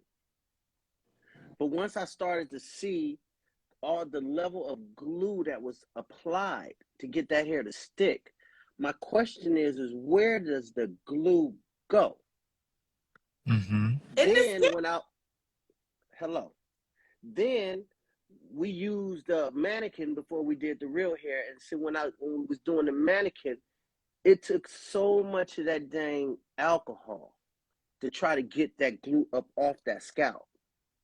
So in other words, I'm like, if your pores need to breathe and you put glue in your pores and in your scalp, how is it going to breathe when you clogging it up with glue? And I don't care how much alcohol you got on the top, you close off. a breathing element of your body. And so I'm like wondering when you constantly, and there's a lot of men that can't go without it now. They stuck with that stuff. And Mm-hmm. so it's not just women, it's men too. And I question any woman, how would you feel when you get married to the handsome young chocolate thing that you're so happy about, and not knowing that that ain't that real? And then when y'all go swimming, but he don't never want to go, and you find out that the cows done licked all the whole front dome off. How would you feel? You hilarious now, dear. Because see, the thing about it is what you just said is exactly what I was thinking when I read Tamika's original question when Mm-hmm. Tamika posted this thing. Now, when I went in and before I said, what am I talking about before I get to running my mouth on here? And the thing about it is like how men want to, you know, fellas, how do you want your lady to look? Bottom line is this is reciprocated. Ain't no such thing as just fellas how you want your ladies to look, ladies how you want your fellas to look. But you can't talk about women and their hair now because brothers is wearing wigs too. Okay. Hello. That's what They I'm call talking it a about. toupee. You can call it a glorified toupee. It's a wig. You know what I'm saying? You wearing locks now that's glued down. You still wearing a wig. You see what I'm Come saying? on. Come No on. matter what I'm saying is the bottom line is you are enhancing your image to show something. But at the end of the day, just like you just said, whenever it's time for the real you to be seen, when you should be asking Tamika, when does this conversation take place? That's really what you should be asking. When do you have this conversation about what really is real about you? Did I say that right there, though? Yeah, When do you you really did. have this conversation? Because, see, we can be sitting here talking about, you know, uh, embracing curl patterns and, you know, we can do all of that talk. We could be He said, "Oh embracing, you know, Lord." built in, you know, this is beyond the facial. This is beyond having a microdermabrasion. Let's talk about, you I know, don't know because I don't know. It's like you don't know if somebody want to expose Janelle all of said the before the things sun go before down. they get to know. Because isn't it supposed to be like, I love you so much what love got, that but what I accept got to do, everything that you come with, you but and all your what stuff and love, hair and no hair. I love you what unconditionally. love got to do with it? What's love got to do with Well, it? A maybe this lot. conversation can happen at the beginning. I don't know. They said Yeah, at the beginning. well, it's no different than you dating somebody and you don't know they got they got one leg. Nah. No. That ain't cosmetic. It's a cosmetic situation, but if they No, but you expose could, you, but no, you get married to something, you get in a for the relationship, most get real part, close, for and the then you most ain't never part, seen you what gonna you see. see somebody with one leg. But DL, I just said that. I said it hypothetically. But you know what? Listen, we can't compare no leg to no wig. But I'm just saying, there are some. Okay, but doesn't it depends on why they wearing it though? Because listen, a man or a woman could be wearing the so somebody don't like a weave, somebody do, somebody don't care. But then people are wearing because I was a hair replacement specialist, right? Uh-huh. I serviced the women who had hair loss, not only women who came in because I want to be enhanced. Like, no, I don't want to look like Fire Marshal Bill. But you got a lot of hair loss that's voluntary hair loss, not genetic hair loss, or because you have cancer patients and people who have had allergic reactions have lost their hair. You got some people have voluntarily sacrificed their hair because they won't wear their own hair. Okay, Yes, and that's they where them wear edges their done own hair. disappeared at. They'll glue it down. That's where them edges disappeared at. Yeah, they'll glue it down, rip it out, or they'll sew it down and let the edges be sawed out with glue. Or they'll wig it out. You But know, look, y'all talking about we were talking about natural hair and weave, but listen, I got another issue. Like I didn't tell y'all about this. Okay, like my hair be getting gray, like super. Like first of all, my dad is fully gray. My Okay. mom is gray most of her head, and my gray comes in all the time. What y'all got to say about that too? Because I mean, Well, do you I What ain't see you tried this? to have wear to the gray say hair about yet. it? Are you Do you see this? What? you Yeah, Gray. Okay yeah, then. but it's all gray. Like I'm not trying to do that. I don't want to. Okay, No, but when you if you people said be don't want to thinking do I'm that, like that's a choice. 30. but you asked the question, what do we Choice. say about that? The thing about it is, what do you want to Me embrace? want, I don't want no gray. Hello, I'm not gonna Okay, listen. don't This have to ain't be. Right. about what the man want. I don't want to walk around with gray, not yet. So So you like, Listen, okay, they but pop listen, in and then but I just again, color them. that's you got to choice. color. That's by choice. It And is. I'm gonna keep it. I'm Y'all gonna ain't keep. gonna. I'm gonna Y'all keep need to it. know about that. I'm gonna keep it Women a know. buck I'll with be you. like, what in That's the by world? choice. By choice. Because at the end of the day, the bottom line is I understand what you mean about the mismatch and the gray, and you don't want to be gray right now. But that's a choice thing. You rock out how you ever want to rock out. But again, I think it falls back on that person. What do you Mhm. feel is good for you? For me, For you, not for no man, not right? for nobody, not for a friend, not to be in a group, not to be in a crowd. What does Tamika say? But I'm Yeah. gonna tell you this. I'm gonna say this to you, though, Tamika. If you gonna wear your hair short and you are a woman that got a problem with gray, you ain't got no business wearing your hair short if you're not gonna color that gray every time it pop up. Oh, it's getting colored out faithfully. Oh yeah, Okay, so that ain't enough for discussion. That is just yeah, where are you at? What are you embracing right now? Like if yeah.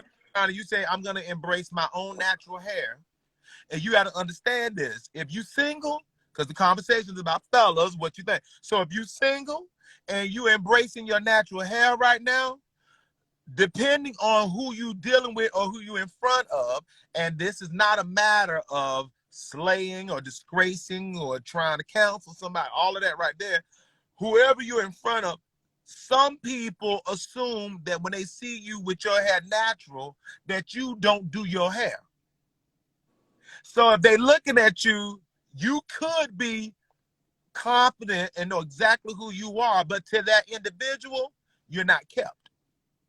That was kind of the question when I was saying about what y'all want us to look like, because I was trying to understand about me going out like this and someone trying to talk to me. I was thinking it was more so when I'm dressed, but it doesn't really matter. But you It happens all kind of ways. even if you dress, you ain't going out like that. Yeah, At no. least put some gel in it and you're gonna slick it back and you're gonna grab that ponytail and you're gonna put that little cottontail in the back nice and tight. You know what I'm saying? But So, DL though, it's a matter of if this is what she go get, do you like you there might be different versions of you. Like you work out. You might come home and snatch off your ponytail or come home and you don't give it, take off your wig or whatever the case is. It depends on who you're dealing with because you might be dealing with a man. It don't take all that. They're not thinking about how they like the fact that you can transcend to become different people. They like that. Like my wife, I love my adventurous wife that I got. She could wear blonde. She could turn around and wear a bob. She could turn around and wear a weave. It is, she ain't gonna wear no bunch of wigs. That's just my wife is just not gonna be doing no bunch. That's just not her.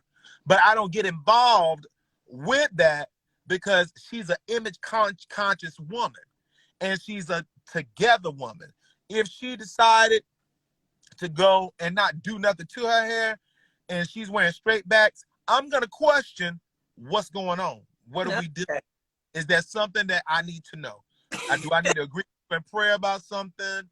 What's going on? Is there in a struggle somewhere going on? Why? Because this right here is saying that she is not concerned about what her image is. So I'm not saying that if you wear your hair straight backs and cornrows, if you give and set it off and you usually are setting it on, that right there is going to send mixed messages and people can, just like, for example, I got clients who are usually together. And I mean, when I say together, they come in, they want the highlights, they like color, or they want, in the fall, they're going into fall winter colors. They like to go according to seasons. And I mean, and I keep them together. But if they come in and they like, just cut it all off, just cut it all off. My whole thing then is I'm in an emotional situation then. I'm over in something therapeutic then. So I'm like, what's going on? And I look at them. I turn that whole chair around and I look right in their face. What's going on, Tamika? Talk to me. And I'm looking right at you. Just give it to me. What's going on? I just want to cut it. Know what's going on. And then next thing you know, here we got a waterfall. Right. I'm cutting off. I'm tired of dealing with them. I'm tired of dealing with them, this and then the other. Or, you know, or I just got out of the doctor. I just got so-and-so, just got a diagnosis. Or I'm just tired of sweating all over the place. Every time I turn around, I'm sweating. It's like an inner, you know, like I got the heat on the inside of my body. You know, all of these different kind of reasons why. But if you are a woman that you are not at least showing yourself confident, and there are a lot of women wearing hairstyles, but they're not confident about the styles that they wear because they know that they don't know what they're supposed to look like. So you wearing what you see other people wearing, but you're wondering, do I look like them? This is like you going out and trying to wear a dress that just because you saw Tamika in it, your body not shaped like Tamika. You don't But need to some men don't even care. They don't care nothing about it. Half of them Some don't men even know don't even what they care. supposed to be looking like. I told you they running around here wearing wigs too. Women put too many women put 10s on a 20. Some men don't even care nothing about that. Again, a lot, not all, but a lot of men they just trying to hit. Yeah, glorious lot. Go ahead on, DL. What you saying? So you know, you a lot. Listen, it all depends on what you're trying to do anyway. It really do. Right. If you representing at your job and this is what you got to do to get your promotion, and you feel like that's what you got to do, then go on and do that. Okay. At the end of the day, the bottom line is that are you comfortable with you? Because the bottom line is most men ain't kicking your ass out the bed. I'm gonna tell you that right now. With your head looking just like that, he gonna grab that ass and pull you real close. He ain't tripping on you like that. So you can forget about what you talking about. That wig, that weave, them braids. It don't. He gonna grab them braids and wrap them around his wrist and pull you tight. He ain't tripping on you like that. As long as it don't come out, you getting ready to go for a ride. So a lot of times women putting way too much on what they doing when it ain't that serious. It really. First of all, you got to understand most men don't even have no level of swag-ola in them. So they don't even know whether your hair is done or not. You can have your hair done and wait for him to say, "Ooh, your hair look good," and he don't know it look bad. No clue. So, but you in your mind, then you had a nerve to be offended because he didn't say nothing. How you gonna say something when he don't know right from wrong, good to bad? One hollering and screaming about I broke my nail. He is not kicking your ass out. No, not a near bed because you got a broke nail. I don't need none of them nails at all. What, you gonna scratch my back with them? I don't need them. So when you start, when women put that on, most of these women running around here, you doing it. And I'm gonna say something that's blanket, that's true. I'm gonna bring it back home with this. Most men get dressed for other men. Period. They get dressed for other men. They ain't getting dressed for no woman. They getting dressed for another man. And I'm not saying it's on a homosexual. You're not saying they dressed to get. They getting dressed because they want a compliment from another man. Yeah, you killing it in them 25 Jordans. I don't know nothing about what the numbers in Jordans are, but they getting them Jordans because they want some man when they walk in that barbershop, they want everybody to look at them shoes. Period. Everybody but DL, you got them 17s on. That's what women do too. But women are not getting dressed. But listen, I was getting ready to swing it. I was getting ready to swing it over there too. And women get dressed for other women. That's exactly what it is. This thing. So when you start talking about the opposites attract, talking about male and female, most men don't give a damn about your hair. They ain't. Period. Thank you. And then when you're dealing with racial relationships, and I'm gonna keep it 100 because I'm a master barber. When you get in interracial relationships and it's mostly a white side, a white woman with a black man, most of the black men don't their hair damn near looking the 70s because they ain't no white woman ain't gonna say nothing about their hair. Nothing. Their hair ain't gonna be super fly, ain't gonna be crazy, Nope. hooked up, ain't gonna be nothing. Because she don't know whether it's a good haircut or a bad haircut. Nope. He can go straight to Supercuts and walk up out of there and be happy as a runaway slave. Come on. And she ain't gonna say, "Oh, your hair looks so nice," and she gonna rub in it just like it was the dopest fade from the dopest barber. Period. Yep. So I'm just saying that a lot of us don't even know we putting too much on this hair business. Too much We emphasis. put way too much. But I'm gonna tell you something. You don't want another woman to say nothing bad about your hair. That's why you wet like that. That's why you look like that, brother. That's why your nails look like brother. That's why That's why you drive the car that you drive, because of you tripping on another woman. Period. And then for you to ask a man about how you want them to see your hair, he ain't gonna answer you right. It ain't gonna be nothing right.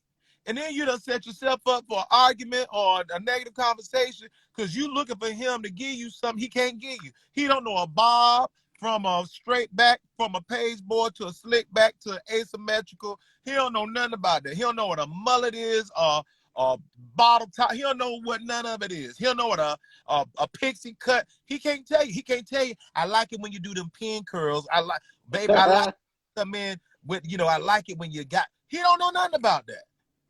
Really, he's just really trying to fluff you because he know you like to hear about your hair looking good. But you like when your girlfriends tell you your hair look good. You like it when your mama tell you your hair look good. You like it when people at the cafeteria say, "Look, I was waiting for you to come in because on the job, I be waiting to see what your hair gonna look like today." That's what you're looking for. Look, you'll put a ponytail up on there and throw a hat on the top of your head. The ponytail not even connected, but as long as that thing falls like it's supposed to fall, you gonna walk up out of there with that doggone ponytail on. Why? Because you want somebody to say, "Girl, you was always sharp. You was always together." You see what I'm saying? So why are you putting this weight on me? Get that conversation out of your conversation. Because what you're doing is you're getting ready to stress out your relationship about something that he shouldn't be concerned about. That's no difference than you asking him, "Hey, baby, you like when I change the oil or when the man at the gas station changed the oil?" Just change my oil. Can my oil be changed when I get in the car? That ain't got nothing to do with why are we talking about this? Okay, so can I say something real quick, because we got enough people on there. We got Glorious on here. We got Key on here. We got a lot of people on here. And can I ask a question? Go ahead. I gotta sit up for this one. Why is it that we still continue? Not me, because I'm selfish. Why do we continue to live in dysfunctional relationships? Could anybody answer that question? I would like to say this. I like to say that people live in dysfunctional relationships because either one, they feel like they can fix the person, or they feel like they are just as dysfunctional as the person, or they feel like they can't do no better than who they with. It's either one of them three things, okay? And most of the time, people dwell in relationships and stay in that because they feel like if I get away from this, somebody else gonna get them, and or I might not be able to get nobody else as good as what I got. Hold that thought, Brother Tim.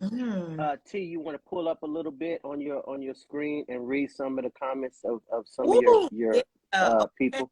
So I'm seeing, because this is crazy. It's hard for me to say this, to respond to this, because I'm not staying in a relationship that doesn't work collectively for he and I.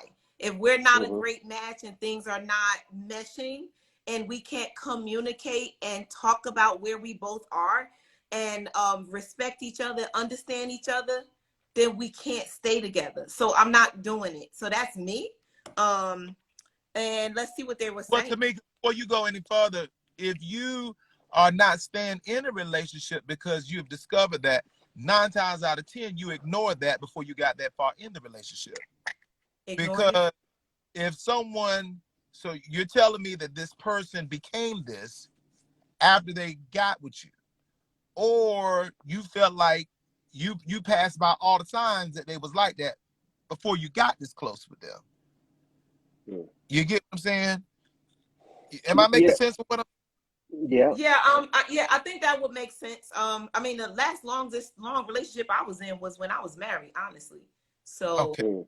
And then what happens when dealing with marriage? I believe that in marriage, only because I've been married for quite some time, I believe that people don't go into marriage understanding the fact that I'm going to change as I age.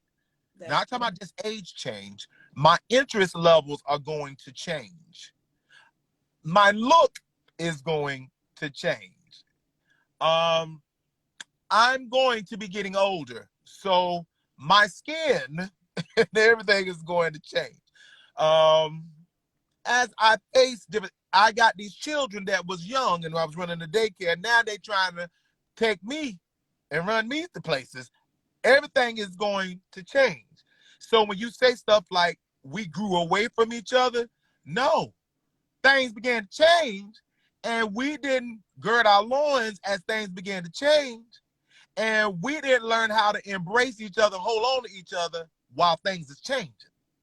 And then a lot of times what happens is we get in this thing called relationship and forget the number one, who created me. I got to bring it all the way in. I got to get with who created me, because he created me in his image. And when he created me, he has a way that he wants me to like me because he likes me. So I need to find out what is interesting about me so that I can offer an interesting me to whoever I'm going to be with. But if I'm not interested in me, I'm looking for you to be interested in me. And I'm looking for you to make me whole and tell me these things that I don't tell myself. Or if I do tell myself, I don't believe about myself, because I'm not fully persuaded or convinced about what I believe about myself, because I'm not fully persuaded or convinced about what he says about me. You see what I'm saying? So I'm now putting you on a throne and I'm expecting you to make me whole and to make me, save me from, this low self-esteem. Saving you from yourself. From myself. And you can't save me for myself. And then for me to put that much weight on you and then turn around and say, I'm no longer happy with you because you're not making me happy. No, Rascal, you're not happy with you. Rascal is man or woman. It doesn't matter. You don't know who you are. And now you don't, because your mama loved you. And your mama loved you because your mama had you. And your mama loved you and she nourished you. That's man or woman. She nourished you. So you could do no wrong in your mama's eyes because you came from her. You can get locked up. She gonna be standing there crying. You get out of jail. You can turn around and kill somebody. She's gonna be in the courtroom standing there for you, praying you through. You get what I'm saying? But this person that did not have you, this is a person that's got to accept you. So if they got to accept you, they want to be in a position where you make it easy for them to accept you by you accepting yourself. So you got to offer them. DL talked about therapy and counseling earlier, and I heard him when he said that. And DL, I understood clearly what you said. I strongly believe that most people don't last, or most people won't last, or most people wind up discovering that they was in a relationship with an imposter, and it was not because they catfished them to that relationship. Is because number one, you had on wrong, you didn't wear glasses, or you covered your eyes because you wanted what you said earlier, Tamika. You wanted a six-pack and bow legs. You wanted somebody who worked out all the time who could turn you out. You know what I'm saying? Or you wanted that beard game. You know what I'm saying? So you got all these cosmetic things that you're looking for, but then you're not looking for, is this person whole? But I can't look for whole if I don't know what whole looks like for me. You see what I'm saying? And whole is. You know what? I think that one of the issues falls, and this is piggybacking off what you said, Brother Tim, is when you don't know what to ask for, when you don't know what to look for. And a lot of times when we do business, all of us who have done major business, and what I mean by major business, even buying a car is major. Okay, Yeah. and the reason why I'm saying that is because when a person who don't know you but that's willing to give you $50,000 or $100,000 just on your social security number, what they gonna do is they gonna do checks. They gonna ask a bunch of questions about you. Then they gonna get references about you. They want to know how long you've been working at that job about you. They want references from your job about you in order for them to green light a car or a mortgage. One thing about it is with us is we don't never, not all of us, I mean, I'm not saying all, but most of us have not even been trained to even ask the right questions when it comes to a relationship. Like you know, because I'm really good with credit and things like that. I always ask them. Like anybody I ever date, I always run their credit. I ain't even gonna lie to you. I run their credit. And it's not that I sneak and run their credit. I ask them about it. And like, look, what it look like? I don't want to hear what you say. Let's look at it. And the reason why is because I've run into situations where people get married and say, man, my girl got an 800 FICO score. I said, man, you better check that credit. And then they end up messing around and getting married. And then when he pulled the credit, talking about they buying a house, her credit score is a 305. I'm like, well, there you go. There you go. So the bottom line is that, you know, numbers don't lie, man. People do. And so when you're dealing with a situation like that, you need to know who you are dating. Now, one thing about women, they good at being Inspector Gadget. They know how to go do their own little background checks, whether it be Instagram, Facebook, or whatever. They'll find you. They'll see what you're up to. But just because you see Instagram and Facebook don't necessarily mean it's true. Just because you hear what they say on Instagram and Facebook don't mean it's true. And what I mean by that is you see a whole bunch of people traveling all over the world not realizing that they charged up their credit card and it maxed out. What you don't see is if you see some of these loving relationships, they all booed up. But then after that picture, after they snap that picture, they ain't even standing next to each other no more. These are issues that we see on Instagram and Facebook. But the bottom line, when it comes to relationships, we have to understand that we got to ask the right questions. And, you know, let me just say this. I'm not gonna lie, and everybody who know me, I'm quick to pre-cook. I will pre-cook your ass, and what that means is that I will always pay for everything. That's just how I am. I just do it because I was trained that way by my dad. But at the same time, what I mean by pre-cook is this. If I'm paying for everything and everywhere we go and everything we do that I pay for and I travel extensively and you want to come on, I'm going to pay for it. Now, but the minute that and this is a test, you don't know it's a test, but it's a test. I'm going to ask you to do something simple like this. I'm going to, hey, Tamika, listen, I want you to go to get us some tickets, go online and get some tickets to San Francisco. Now, I already know that Tamika's off on Monday. I don't want to hear nothing about what she talking about. Oh, well, I got to go to the bank and I got to do this or we'll wait till Friday. Because one thing about me is if I'm doing all this already and you can't do a simple one just for us to go to lunch in San Francisco, you can't afford me. These are facts. And I don't need you to afford me because I know I can take care of you. The question is, can you take care of me? And so you are already going to be disqualified because you can't afford it. And it's no disrespect to anybody, but I think everybody needs to stay in their lane and they need to date in their lane. Can I stand behind your back and support you for a second? Go ahead. I want to support you for a second because basically this is what my brother's saying for those who might be having a challenge a little bit what he's saying. What he's saying is he has a way that he vets who he's interested in. Okay. And a lot of times what happens is you wind up in these relationships and you label them as toxic because you threw yourself over into something without a vetting system. And a lot of you don't know how to vet is because either you didn't have the development or the proper mentoring or someone to tell you how to do it in a way without coming across like you dipping. Right. Okay. when he asks you questions about, like he was talking about credit. Why is credit so important? Is because he just want to know you got an 800 or you at a 750, or it has nothing to do with just what number you got. Credit tells a story about your trustworthiness, about how you value your name, about how And management. the Bible says a good name is rather to be had than a bunch of money. Okay? If you ain't got a good name, when you ask about somebody's credit, that right there says how you value your word. Okay?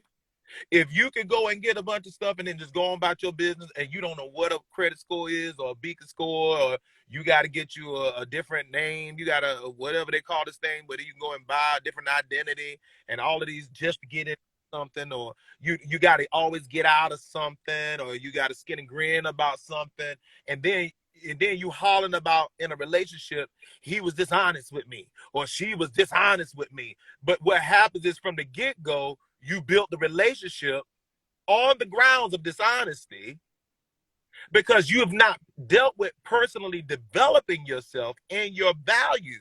What happens is you have no value of honesty. So whenever this is hypocritical, you get what I'm saying? Because, and it's not because a person wants good credit. Like my wife had to almost beg me to pre-qualify for this house that I just bought her a house. We've been renting for 18 years, and I bought her a house finally because I was just walking around with good credit. And DL, DL's one of my best friends. He's one of my dearest friends. Okay, and we mentor and coach each other in different things. Okay, that's my financial coach. He'll call me his spiritual coach. He's my financial coach. And DL, and I'm a strong believer that what God has for you, he will actually give you an invitation to exposure.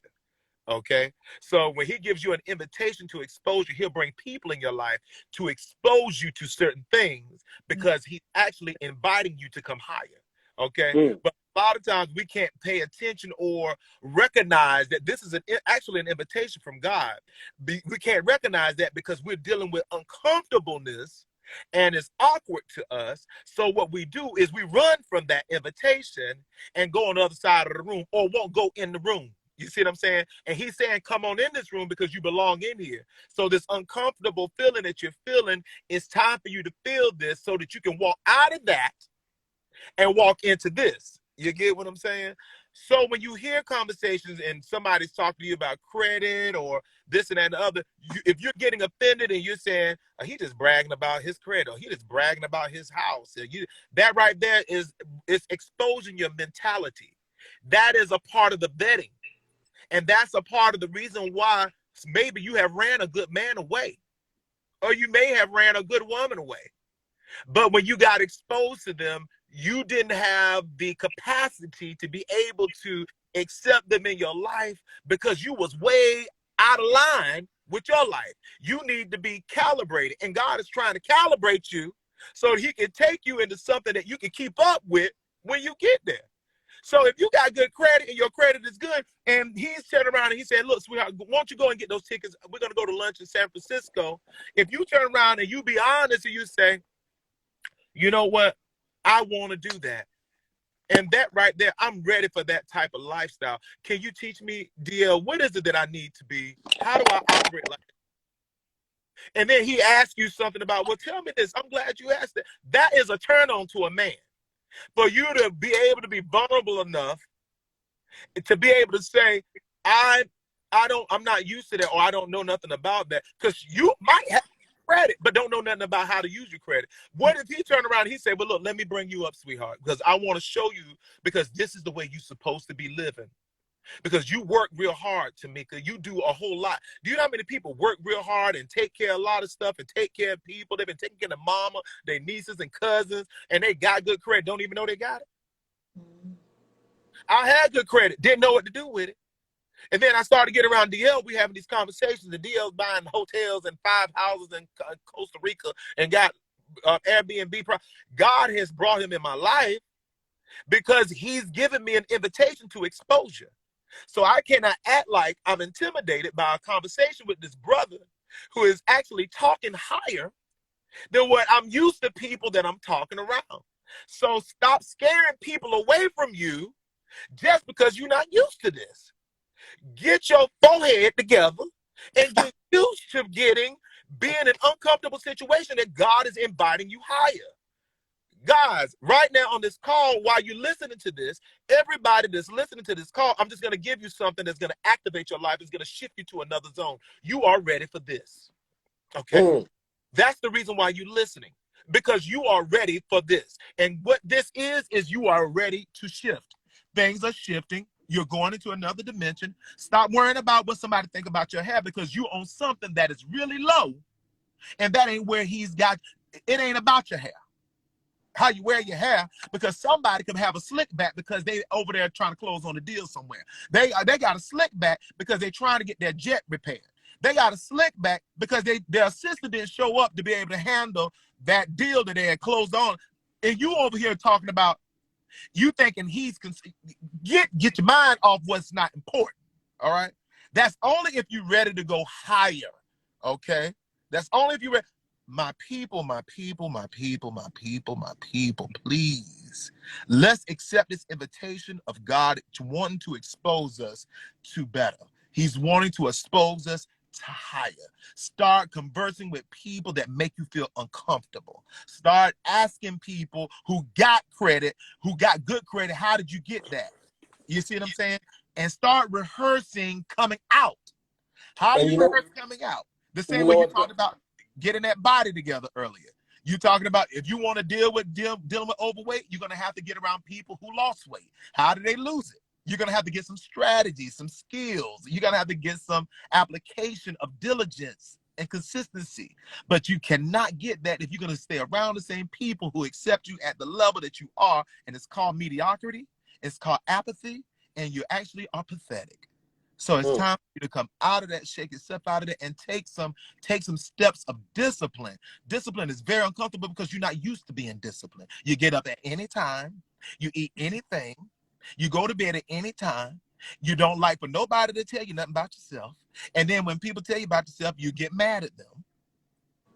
And you accuse people of being better, or they got their butt on their back, or they bougie. You call people in who done came out the hood, who's gone on. They think they're better than us. You talk about them at the family meetings, and really, you need to be over there with them. It's funny, Tim, that you bring that up, because it always brings me to the same quote that I love so much, that it says, when you think life has robbed you, it's always an inside job. Shut your mouth. Right. And every time that start dealing with that, you know, it cuts like a knife. Can you please say that again for the people in the back? Because I was back there with them. Say that again. When you think life has robbed you, it's always an inside job. Just marinate on that a little bit.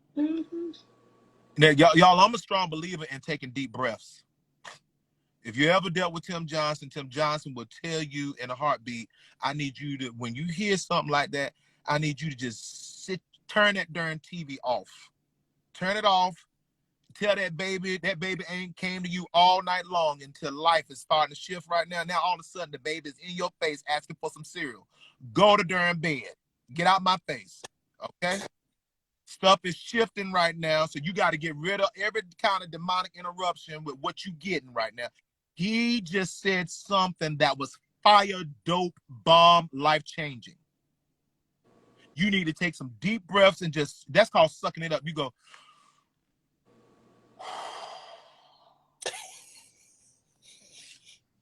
And you know, the thing is that a lot of times we continuously make excuses for our failures, for our mishaps. Well, this is the reason why I was late. This is, and one thing that I don't understand with a lot of people, because people say, Dale, how do you stay so motivated? First of all, you got to understand something. I'm on a clock, and I don't know if people know that I'm dying. I'm dying. Okay, and And because I know that I'm dying, I got about a strong 25 summers left. Strong. Okay. So that means I'll be 60 years old in 5 summers. That means in 20 summers, I'm going to be 80. So that means I have to live my life with a sense of urgency. I have to live my life with a sense of precision. I have to live my life with a sense of discipline. I have to live my life with using and exercising wisdom. Mm-hmm. And with exercising wisdom, I have to understand that humility is going to help me gain more wisdom, because there's people out there that have information for me that's going to help me get to the next level. But if I know it all already, then I cannot get first of all, I cannot receive my assignment because I'm not prepared for my assignment. And Les Brown said, it's better to be prepared for an opportunity and not have one than have an opportunity and not be prepared. And the problem is, a lot of us are not prepared for the opportunity when it shows up, because we are not in a shifting mode. We are in the automatic pilot mode. We are not in manual drive. We are in auto drive. We are in cruise control. And so as long as we keep cruising, and that's what Instagram will do for you, it'll let you cruise along. That's what Facebook will do for you. It'll let you cruise along. That's what sports will do for you. It will let you cruise along. That's what Netflix will do for you. It will let you cruise along. And the minute Tamika says, have you guys considered mentorship? That's when you hang up. That's when you hang up. Well, I heard I had a good time. All right, time to go. When Brother Tim say, hey, I'm not only, first of all, I understood credit, but it was because DL had pushed me to purchase this house. He took me outside of my comfort zone. What? Time to go. Because now you are now being convicted. Because you know that somebody came your way to try to help you, and you didn't even want to help yourself. And that's where a lot of the problem, it ain't about nobody's hair. It ain't. It's about you hiding from the truth. That's all it is. And the truth is that you are not willing to commit. The truth is you're not willing to say, I am committed to myself, let alone being committed to a relationship. Really, the deal is not that you hide. I'm not committed to save no money to take it to the next level. I asked Tim, Tamika, I asked Tim a month ago. I said, listen, why is it that when I do motivation, I get thousands of people watching? I get thousands of people, hundreds of people commenting, as long as I'm doing motivation. But the minute I start talking about being debt-free, the minute I start talking about owning your own and not having a mortgage payment, the minute I start talking about and showing people, not just talking, but showing people that I'm building and I own everything. There's no financing. There's no financial backer. There's no Wells Fargo. There's no Bank of America. This is coming straight out of my accounts. Everybody just turns off. I might have 7 followers. I might have 8 followers. I don't get nobody DM and be like, how did you do it? We talking about a barber that's developing in another country that don't even speak the language, don't even know nobody, and don't nobody want to know. And Tim said, because that ain't your calling. He said, that's you or them. That is it you or them is the question. No, Brother Tim can explain it to you better. But he said, but if God wanted that, he said, because you got to understand something. Some people don't even believe that they're where you are, so they can't even receive the message. As long as I'm speaking motivation, that's where they are. They need to be motivated. But now you're talking about buying a house, let alone you talking about with no financing. Oh no, I can't do that. Not realizing all you got to do is ask. Right. Because there's ways to create passive streams of income that Tamika's been teaching forever and ever and ever. There's ways to create passive income that Brother Tim has been talking about forever and ever and ever. But as long as we can talk about the flim flam and stuff to make us laugh, but we start talking about legacy, then them numbers are gonna drop. Nobody don't and to me it hurt my feelings. And I told Tim, I said that's the reason why I ain't been on live and I ain't been on Instagram much and I ain't been posting much, is because my feelings was hurt. I was hurt that people didn't want to be financially free. I feel Tamika, like my feelings was hurt. I was broken down. Like, I can't believe my people, and I ain't just talking about black, I'm just talking about my people, my fans. I'm talking about my community. I'm talking about my club. None of them want to know how I'm doing this. Do you know not one of my friends, not even my personal friends, have even asked me, how do you do it? How can I teach me? Not one person. I mean, that's shocking to me. If I knew somebody was giving out this kind of information and I'm watching, I'm not talking about you sitting up here and you talking about doing the standing behind the house that's being built. But when you see the person built it from, talking about from the trees being cut to where there wasn't no water on the property, to now you got water on the property and you seeing villas actually built, and you be like, he really doing it. That is amazing to me. But at the same time, we so caught up with what Kanye got going on. We got a lot to say.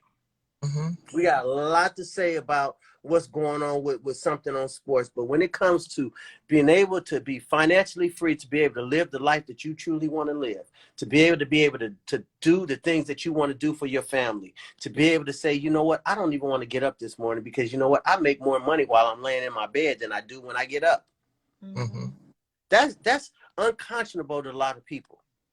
Well, you know what? I'm gonna tell you this. What happens is a lot of times when you're around people that you do stuff that's almost unimaginable for them, is because they see you. They don't see them. They see you. People keep telling me that.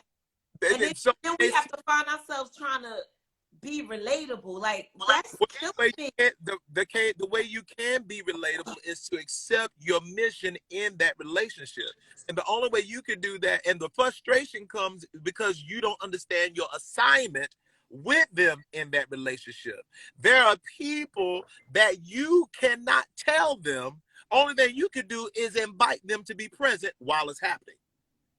You get what I'm saying? That's the only thing they can do. Is if you buy a Bentley, the only thing you can do is just say, hey, look, I got somewhere I'm going. You want to go to lunch? And in the midst of you going to lunch, you go and buy a Bentley. Why? Especially if they know that you was riding on the bus with them 6 months ago or 6 years ago. When you go buy a Bentley, let me tell you something. Mr. Joe Dudley, who owns Dudley Products. I don't know if you remember, if y'all guys don't know Joe Dudley. Joe Dudley is one of my mentors. I can call him today in his age of about 85 years old right now. 83 or 85 years old. I can go right to his house right now tomorrow. I can say I'm coming, me and my wife, or me and my wife, and we can go sit there and we can talk with him. One of the things that he taught me that I would never forget. He told me, he said, you wonder why your salon and your team is not making money? He said, because you're trying to tell them what to do instead of showing them what you did. He said, the only way you can get them to change is, he said, they got to see you count that money. He said, and what did I tell you that's called, DL? That's an invitation to exposure. No, the reason why crack came in our community like it did is not because they invited people to get on drugs. It was the dope dealers riding in the BMWs. We never saw BMWs in our neighborhood, never saw Corvettes and motorcycles. We didn't know what a Harley Davidson was.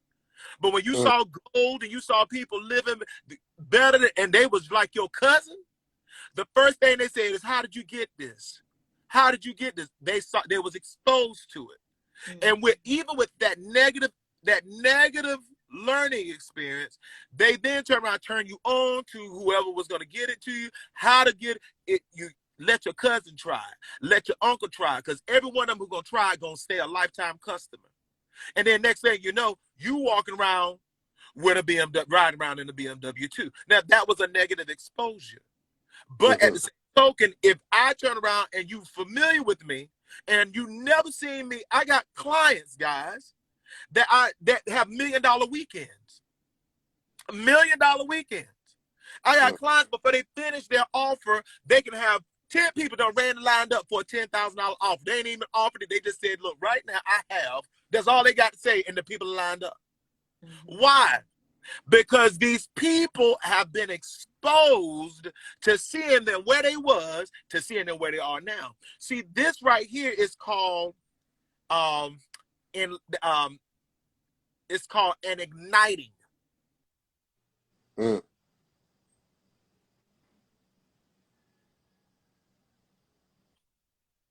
Move. You gotta understand when there's a miracle going on in your life, because people get to calling. I'm trying to tell you, here it is. I'm in Eastern Standard Time, 1 o'clock. That person I've been trying to reach for days. Now all of a sudden, out the blue, they calling me now at 1 o'clock, right in the middle of this breakthrough. You get what I'm saying? This is breakthrough going on. Y'all, am I right? Breakthrough is really going on right now. Okay, this whole conversation was about a woman in her hair and what a man think ought to look like. And here we are over here in some kind of life-changing. There's an activation that's going on right now and an igniting. That's where the motivation is. And we cannot use the word motivation as a cliche, as if it don't count. Okay, motivation is extremely important because motivation starts the car. So when you start that car, you got to ignite it. It struck the fire and it ignited. Now what they need is they're going to have some activation so that they can get some development. You get what I'm saying? Yeah. This is a supernatural thing. This right here can't just be done by a class. This is right here is a spiritual shifting that's going on in your life. And this is the reason why you can't continue after you start. Because some of you guys got a gift of starting, but you just don't know how to complete. You don't know how to stay consistent. You don't know how to stay persistent. That right there is, remember, the motivation gets them ignited. They get ignited. They get activated. They get activated. They then need to get developed. But if then they get excited. They get excited, but you getting excited without development, you will not change. Right. And you cannot experience the real benefit of change to the point that it'll shift your lifestyle. It'll shift not just your lifestyle, it'll shift your whole way of living. And it'll put you in a whole nother dimension, in another arena, and you will never want to go back to what you came out of. But you will not experience that if you don't experience. I tell you, did not just real, but you know what? I'm gonna say this. And when it happens like this, and Frankie, he's been on, he's seen it actually happen multiple times. When God starts to speak and God starts to move in the building, and he starts to move on a live, things start to change. And the people on this live are supposed to be on this live. The people on this live, we had some funny stuff that went on about truth, about hair. But then when God starts shifting the conversation, he started to tackle some things that people was dealing with. And some people, there's a few people on this live right now, Brother Tim, that God has been telling me that they don't know how to start. They want to start, but they don't know how to start. They don't know how to even ignite the ignition. They don't even understand that they got the key, but they don't know where to put it. There's some people on this live that are in the space of doing the same thing over and over again, and the result is still the same, right? And they don't know how to change. Meaning, there's some people on this live right now that's been making the same amount of money for the last 5 years and have not changed, but they want to see change. They want to see a different lifestyle, but they don't know where to start. There's some people on this live that has been dealing everything that we tackle. There's some people in this live right now. There's actually 2 people that's on the live that's in a relationship that they want to go, but they don't know how to go. There's 2 people on this live. I'm telling you right now, because God is speaking to me right now, and he's telling me that there's 2 people on this live, and he said that Tim is going to release you from that tonight. Right, he's going to release you from that tonight. There's another person on this live that they got the credit, they got the money, but but afraid to invest because of fear, false evidence appearing real. because they don't want to lose what they got. Mm-hmm. That's one person on this live. Mm-hmm. Mm-hmm. There's another person on this live that truly don't believe in mentorship whatsoever. Mm-hmm. They don't believe it's real. Mm-hmm. They don't believe that it's going to change their life. Mm-hmm. But at the same time, they also have an ear to hear. They will listen, but they were not willing to invest. Mm-hmm. Mm-hmm. They will listen, but they're not willing to invest, not realizing it gets deeper than this when Tamika or Tim or DL are speaking to you one-on-one. Mm-hmm. When we're giving you homework assignments Mm-hmm. that you must complete, that being held accountable for. Mm-hmm. And you can't use the excuse, my dog ate my homework. Mm-hmm. Mm-hmm. Because the bottom line is when you put your money where your mouth is, mm-hmm. Mm-hmm. and you know that I'd invested all of this money in the change. Mm-hmm. Because the bottom line is what we've been doing, and there's multiple people on this line Mm-hmm. who know for a fact Mm-hmm. that they want something different in their life. Mm-hmm. Mm-hmm. And I will tell you, for all of those people Mm-hmm. that I mentioned, that you want something different in your life, Mm-hmm. nothing's going to change until you change. Mm-hmm. Take action. Nothing. Mm-hmm. Mm-hmm. We need to stop working on trying to make money and start working on our value. Mm-hmm. I'm going to say that one more time. We need to stop working on making money and start working on our value. Mm-hmm. Because when your value shows up, people are going to pay you to perform it. Mm-hmm. I'm going to say that one more time. When your value shows up, people are going to pay you to perform it. Mm-hmm. This is what I do on a regular basis. I get paid to perform. Mm-hmm. It's almost like a circus monkey. Mm-hmm. They want to watch the monkeys. They want to watch the clowns. Mm-hmm. Well, guess what? Mm-hmm. They pay me to perform the things that I do. Mm-hmm. And I do them well. Mm-hmm. I'm not good at a lot of stuff. Mm-hmm. But the things that I am good at, I mastered them. Mm-hmm. I'm not one of those people that do a whole bunch of stuff all of the time. You guys never seen me developing no houses. And I'm talking about from the ground up. You see me working on other properties that I had. Mm-hmm. And then I moved into that because God raised the levels. Mm-hmm. Mm-hmm. And then that came with another set of issues because I've never done this before. Mm-hmm. And then not only that, I want you to put your money up to do it. Mm-hmm. And so now I had to walk on faith. I had to walk by faith. Mm-hmm. Because at the end of the day, folks, let me tell you something. I had to put up a lot of money to do the things that I'm doing right now. Mm-hmm. And I've never done them. So now I'm like, if I blow $1 million, if I blow $500,000, how am I gonna get it back? Mm-hmm. I didn't worry about that because God said he got my back. Mm-hmm. And once he gave me provisions and he gave me an assignment, and then he told me how to go about that assignment, things start working out. Right. And I don't know if you guys truly believe in faith, but faith works. But I will tell you this, a lot of you guys might not believe in faith, but you got faith every day when you driving late at night and that headlights is on. You don't even know if it's a road at the end of that light, but you keep on driving. That's faith. You can be in the desert driving all the way from California to New York in the middle of the night. You got faith because you can't see no more than 20 feet ahead of you. But all you doing is you keep your foot on that gas. That's called faith. So the bottom line is folks, don't waste another minute.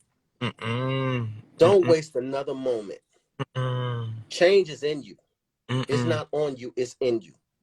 God has put in an app before he designed you that's specifically for you. I had said something the other day that was Tamika, that I wanted people to know. And I said, listen, one thing about computers that we can talk about because people know this, but I would say do not allow somebody to download negative energy on your mental hard drive without your permission. See, a lot of times people will call you because they know you're going to listen, but they're dumping their negative energy on you. The bottom line is you can't dump that negative energy on me. And the reason why is because you ain't got my password. And I'm not giving up my password to anybody. So I'm very I'm very particular on who I talk to. I'm very particular on what I say. I'm very particular on how I talk to somebody. So everybody can't get to me because I'm not that easy to get to anymore. And the reason why is because people want to just dump. But then the minute I got a problem, don't nobody want to answer their phone. You dig? And so I have to be very particular on the people I speak with, the people I talk to. And the reason why is because I know they're worthy of my friendship. Because it's called give and take. It's called give and take. And it's called community. So what we want is we at this point, and I'm going to let Brother Tim try to release some of these people from what they're dealing with. And the people that I'm asking Brother Tim is asking for releases for those people who want to go and don't know how to ignite, who don't know how to get off autopilot and don't know how to get back into the driver's seat, who don't know how to get out of a bad relationship, knowing the relationship is horrible. And I'm not just talking about your boyfriend and girlfriend. I'm talking about family members too. Some of y'all don't know how to separate from your own family. Some of y'all gonna have to divorce your own family just to get some peace in your life. Because some of your family members are the very reason why you're not successful. Because you are trying to hold them up, but they don't want to be held. You're trying to love them, but they don't want to love you back. I'm not saying you don't have to love them, but what I'm saying is that some of y'all gonna have to distance yourself so you can become free. Brother Tim. Well, one of the main things, I'm so glad that you established that, brother. Thank you for using your gift and that motivation. You've motivated them. You've actually stirred them up. It's a stirring up that's going on right now in the spirit. Paul told Timothy not to forget to stir up the gift on the inside of you. Then one of the main reasons why people go to a certain level and they can't go higher, it's equivalent to you sitting on the floor knowing that you can stand up and lift up the window, but you're going to stay on the floor. All you got to do is get enough stirring up to get up so that you can lift up. You get what I'm saying? And what's going on right now is you talk strong about the word value. You got to understand, what you don't value, you will never respect. And if you got a lack of value in your life, that means that you are challenged with self-worth. And when you have a challenge with self-worth, that means that you don't see yourself as worthy. And as long as you can stay in that place, you will never count yourself in the game. You will sit on the bench and the coach is saying, get in the game. The coach is, you can play, you got this, but you're going to stay on the bench because you don't see yourself like other people. You see yourself staying on the bench. You don't see yourself like those players. DL is a player, he's in the game. Tamika's a player, she's in the game. But you see yourself as on the bench because I'm not like them. I'm not like them. But tonight, that's going to stop tonight, because all of this stuff that's been actually selling you wolf tickets that you are not worth it, that is because you have been in disorder with your value, okay? I'll tell you something. Some of you have been setting rates, and you're not getting your rate because you're not doing the prerequisites. There are three things you got to do. You've got to build your value first, then you know your worth, then you set your rate. The reason why you're not getting your rate because you got the cart before the horse. You've got to know how to build value. How do you build value? You got to be activated so you can be developed so that you can discover your value, and then you'll know your worth. And when you know your worth, that means that you can confidently set your rate. You can set your rate and walk away from it. And guess what? The buyers will line up. When you walk away from it, you ain't got to do a bunch of pulling and pushing. People know you're worth it. You see what I'm saying? Don't even get frustrated. Don't beat the sheep. Don't hit the rock. Don't try to hit the stone. Don't try to kick the bricks. Don't do none of that. If you know your worth, you will set your rate, and these people will supernaturally line up, and they're going to come with the finances. A lot of them ain't been buying, and they ain't been taking your rates because they don't see that you believe in your value. You don't know what you just copycatting. You got programs that you done set out there just because somebody told you that this is the program that you need to set out there. But do you really truly believe in it? Do you really truly believe in it? There has been much disorder regarding you. And a lot of this is because you've had a lot of noise in your life.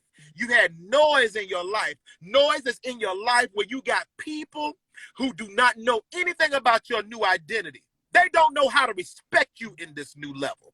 They don't know how to deal with you in this new level.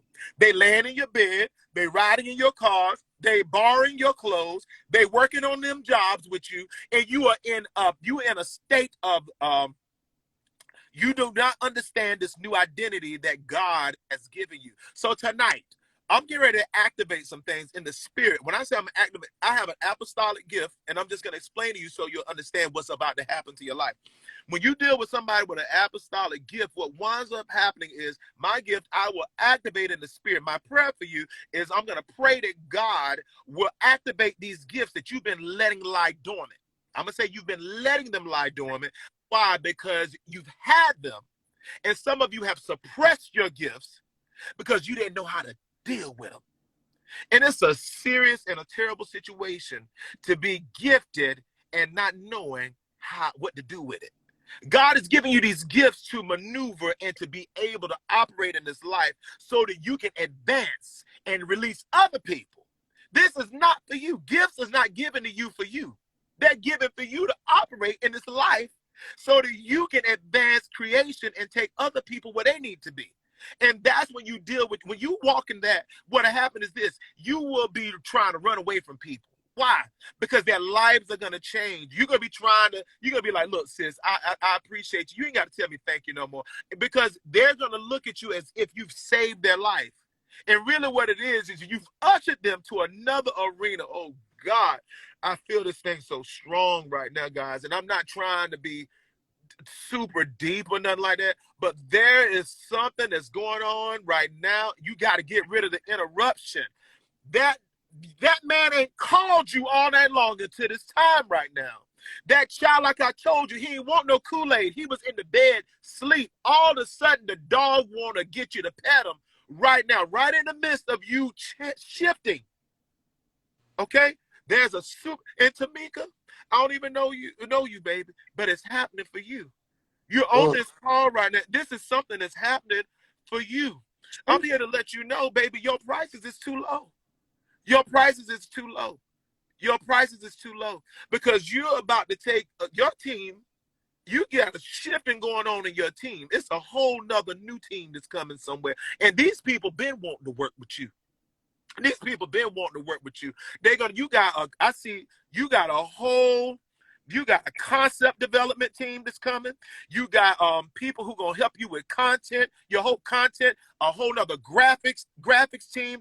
2023 is about to be firebomb diggity for you, baby. I don't even know what. It's a suit. And I activate right now in the name of Jesus, sweetheart. I activate a supernatural shifting in a whole nother dimension regarding you. And I thank you, God, for what you're doing in Tamika's life. And there's people that's been wanting to do it for you. They're not even going to charge you, Tamika. You're going to be trying to pay them and they won't take your money because they see what's happening to you. They see it. They see it happening for you. And everybody that's under the sound of my voice right now that's listening to this, I come against every demonic force that's been assigned to you to keep you distracted. I come against every demonic force to keep you off point. I come against every demonic force. I come against the devil and the demon of Pisgah. And that is the demon of almost there. Some of you have been existing for years. Almost there. You've been playing almost there. You've been getting right there. You smell it, you get close, and then something fools you right on out of the situation. Somebody shows up right there when you're about to go in. And I come against that with the blood of Jesus right now. And I thank you, Father, for shifting them into an arena, Father God, that they can stand confidently without a shadow of a doubt. And they'll know without a shadow of a doubt that you have put them in this place. And they will perform at the maximum of their gift without any kind of doubt, worry, or fear. And I thank you, Father God, that it will be a sign and a wonder to those that are in that presence of them operating in it. Father God, let it blow their mind. Give them a mind-blowing shifting right now in the name of Jesus like never before. I thank you regarding money. Money has always been there for them, God, but because they have been over there when they should have been over here, it didn't pop off. But I thank you right now for popping off in the spirit right now that money is nothing to them because greed is now no longer present. God dealt with some of you, God dealt with you like he dealt with you because he wanted to get you free from greed. Some of you wanted it because you wanted to throw it up in somebody's face that hurt you. You will not prosper trying to, back then they didn't want me. Now I'm hot. It's all there. That right there is not God. You will be operating in a spirit of resentment, trying to be blessed, and you'll be calling it a blessing. God wanted to free you from that. So right now, tonight, on this night, we're forgiving people that have offended us. We're forgiving people that didn't believe in our dreams. We're forgiving our fathers who didn't support us. We're forgiving our mothers who they loved us so much and they were scared for us that they tried to hold on to us. They were scared for us and they started lying and saying stuff like, people who do that don't make it. People who do stuff like that, they wind up coming back home, and you've never tried. There's a stirring up tonight. Some of you right now, y'all gonna step on faith so hard, y'all gonna pack bags tonight. I see bags being packed right now. Some of y'all are gonna just jump in the car. You ain't even got enough gas. You just jumping out there. You just gonna go for it. I need you to go for it like you ain't never went for it like ever before in your life. I thank you that you're gonna run like you running like you running in a tsunami, and you just gonna run into your destiny. Right now is the destiny runners tonight.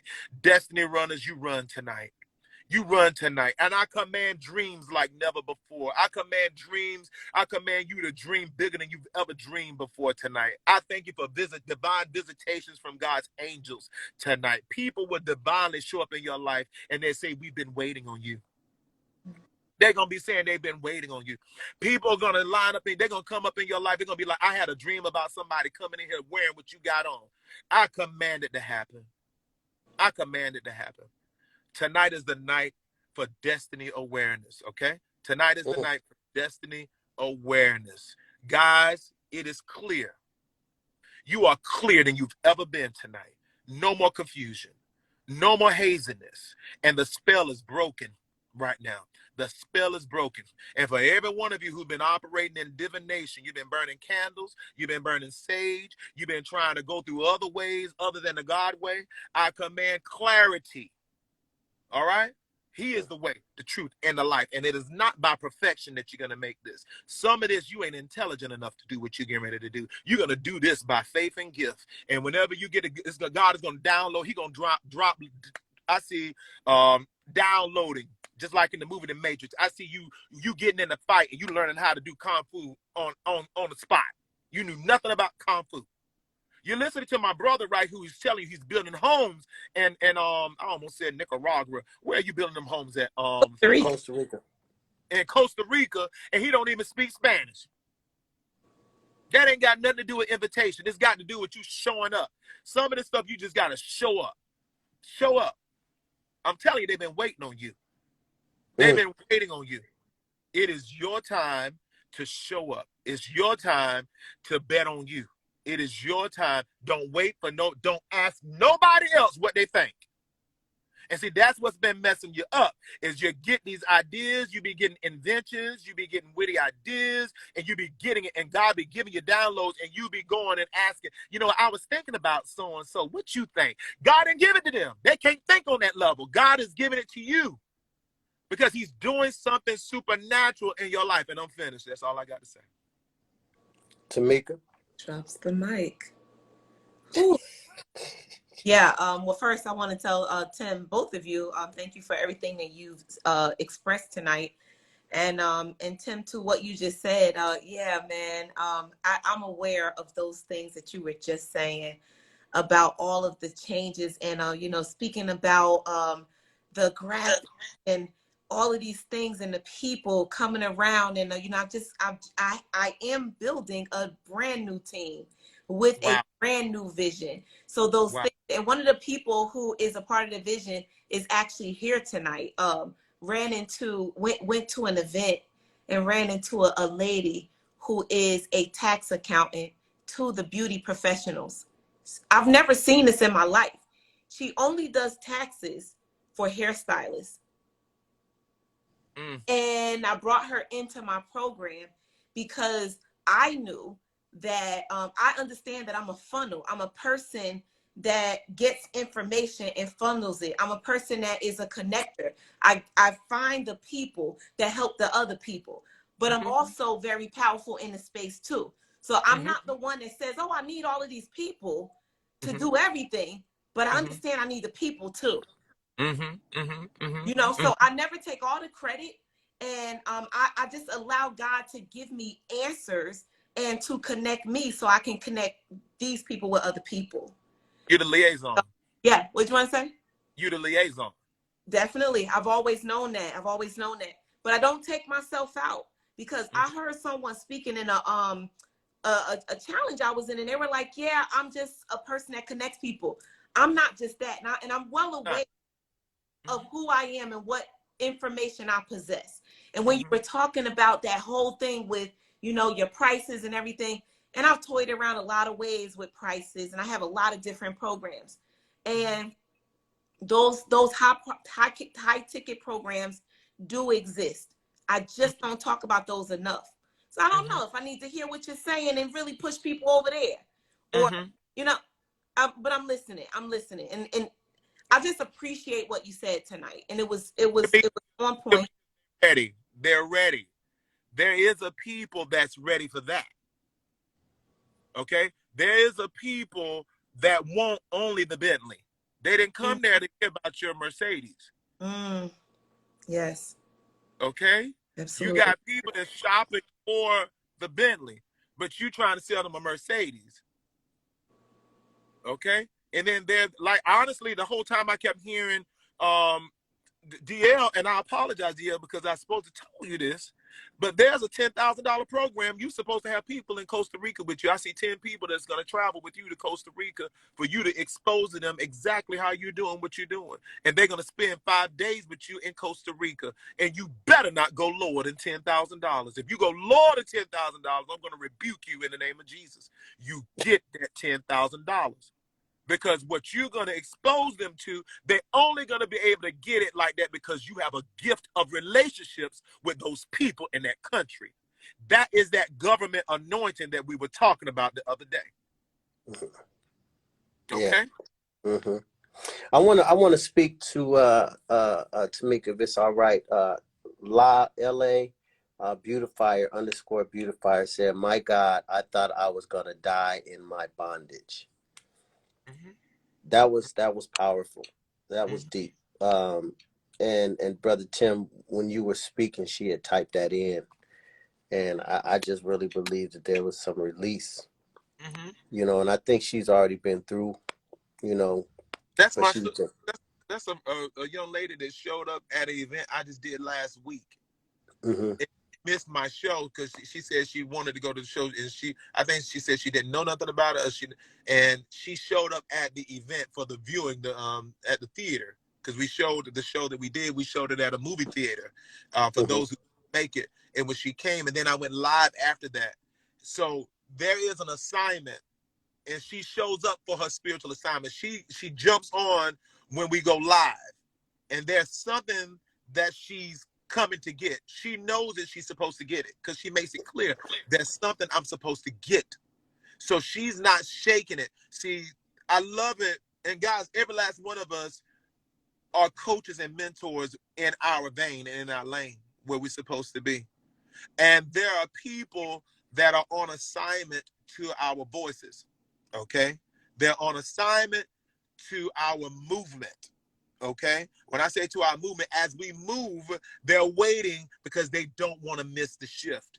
Okay, they want to make sure that they're going there.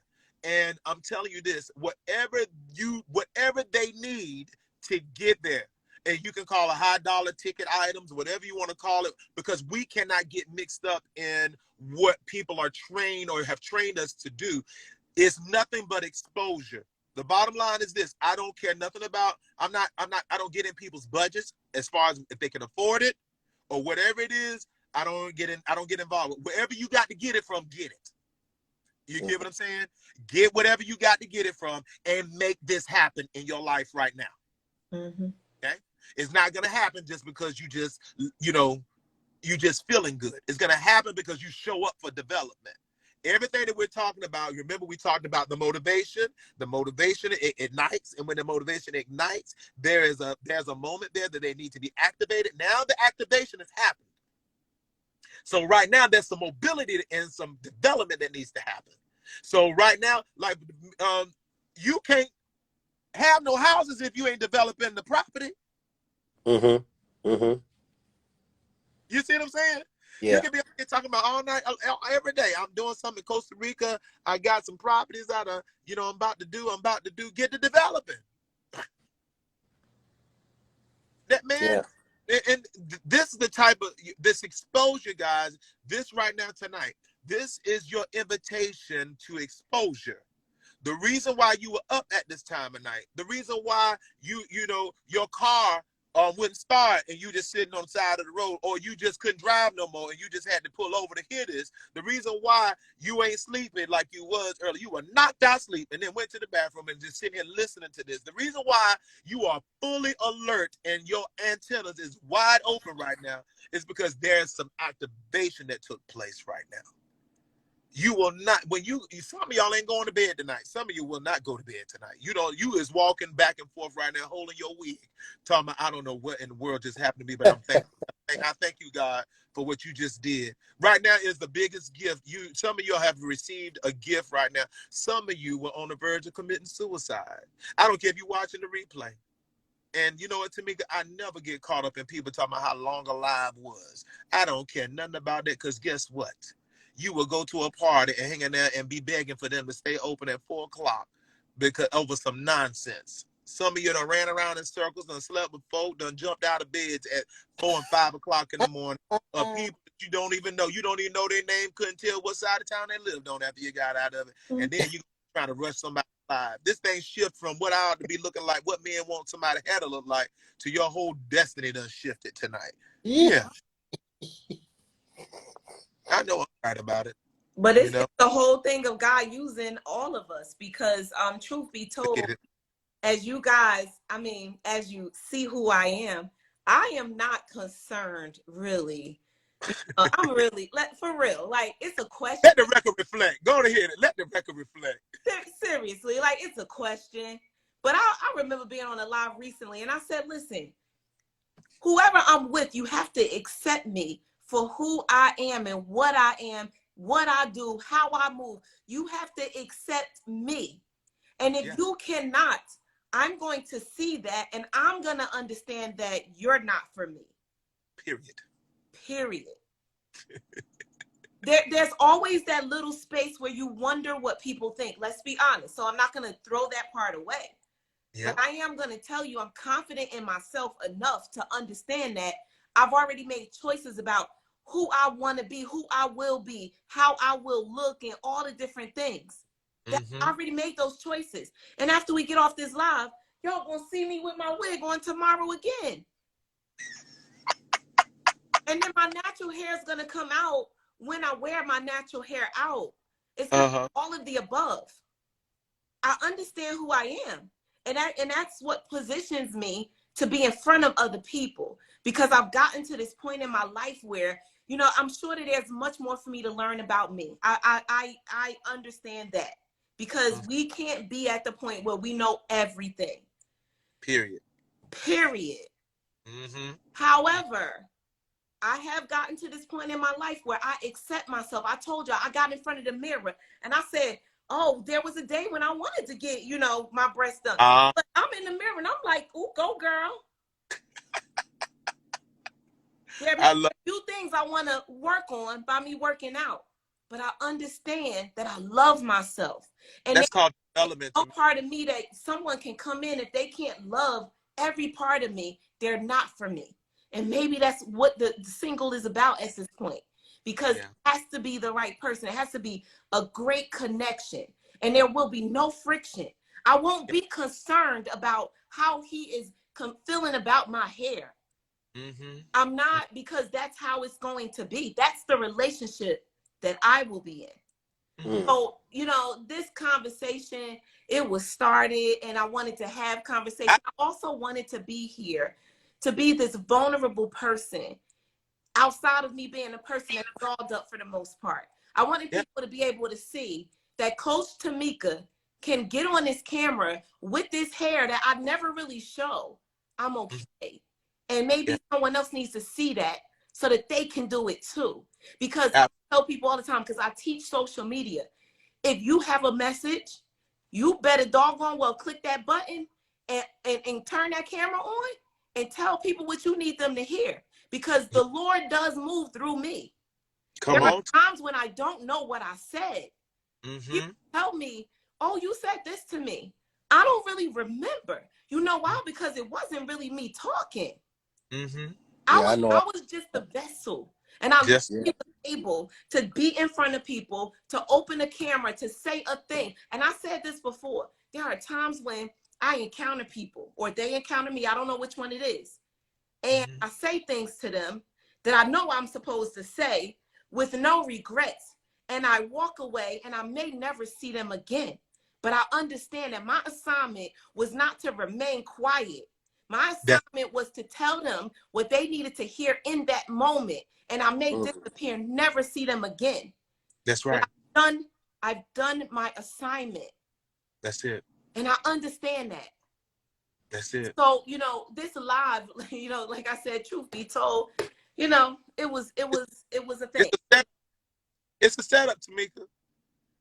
It's a setup. I love it. Keep doing it with stuff like that because they jump in on stuff that don't even really matter and then turn around. God uppercut them tonight. It was an uppercut tonight. I call it, and you know, hey, my boy DL tell you though, we underground tabernacle.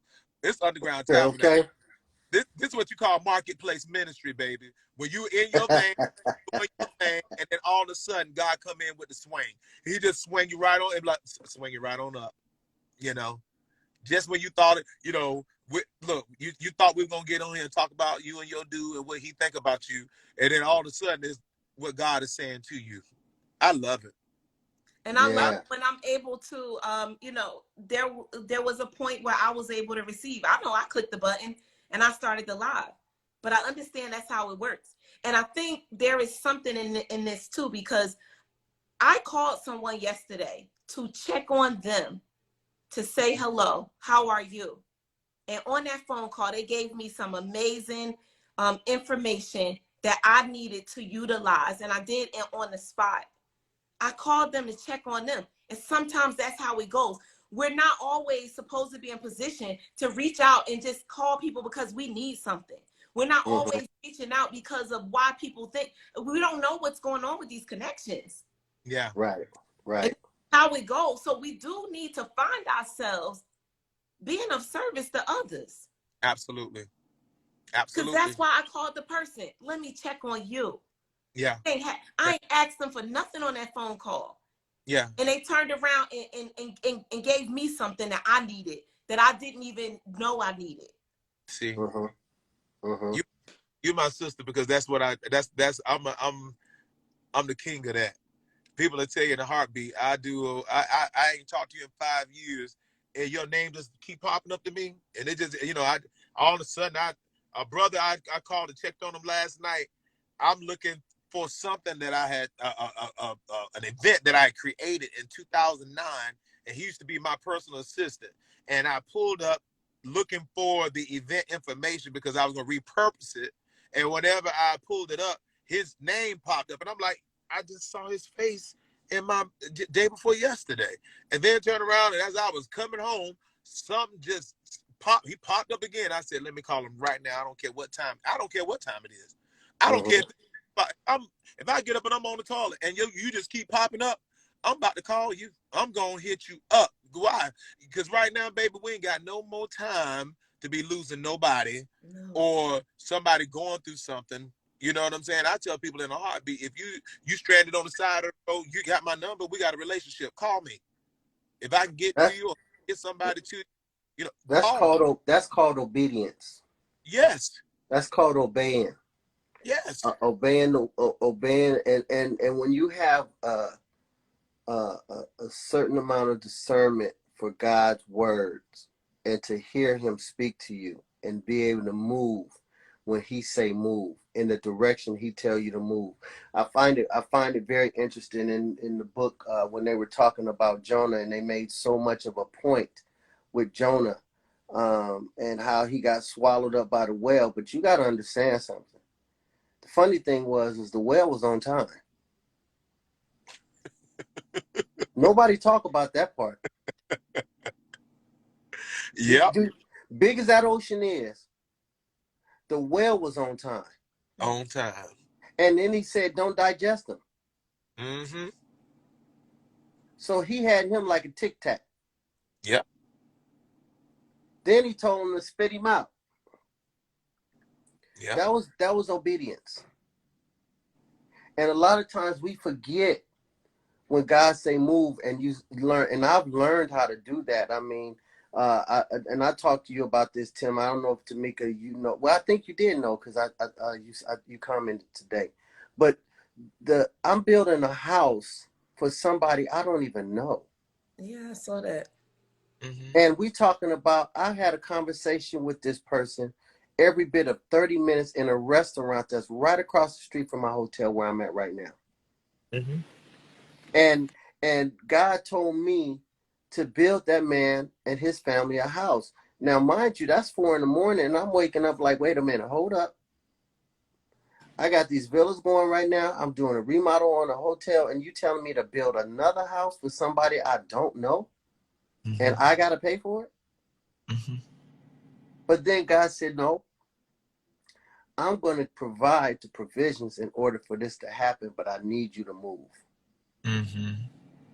And so, and I told Tim, I said, listen, I couldn't believe the other day I paid for all of the supplies and they were delivered on Tuesday.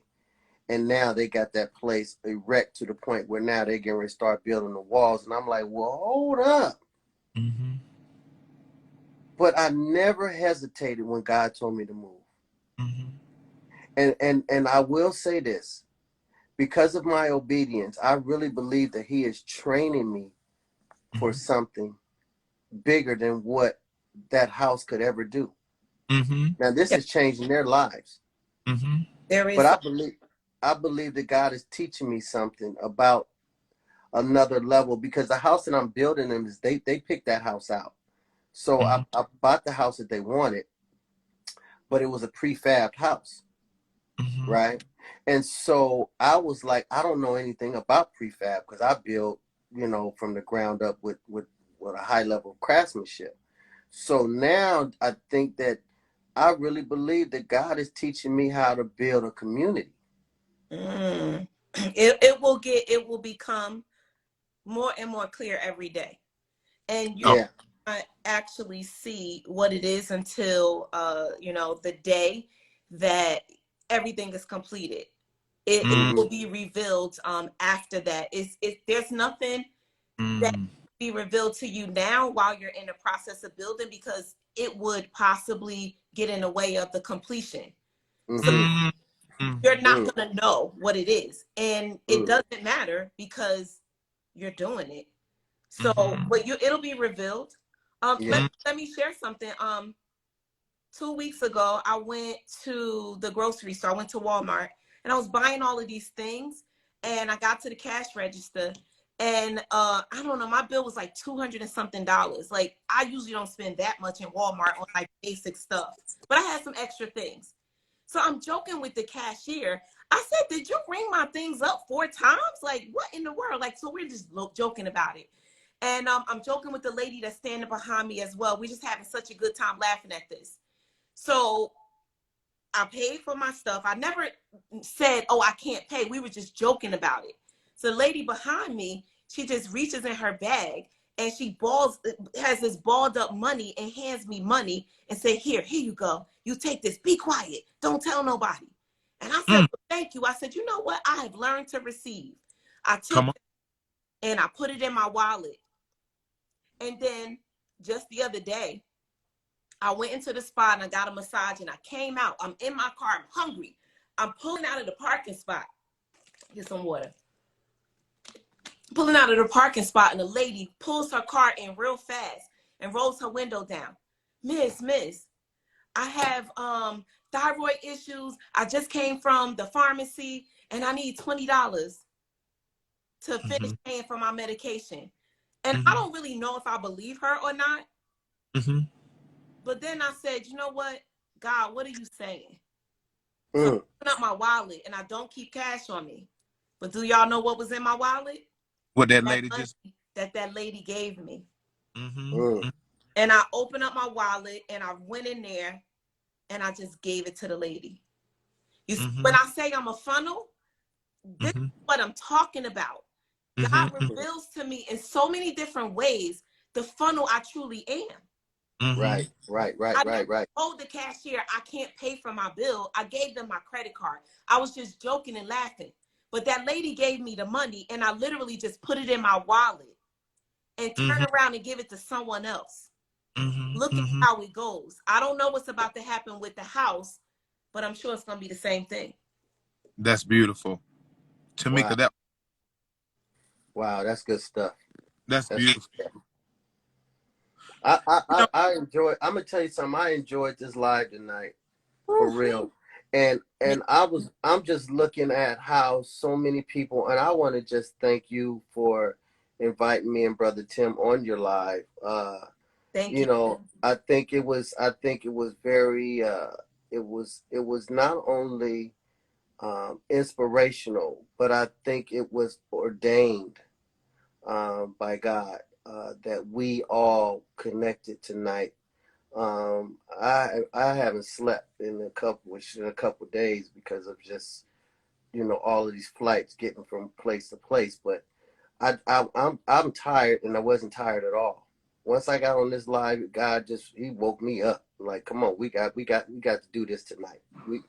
We got to speak tonight, and then Tim come on and all of this. But I got one question for you. I don't know, because I'm not really social media savvy. What is buy a badge of support, Tamika James? What does that mean?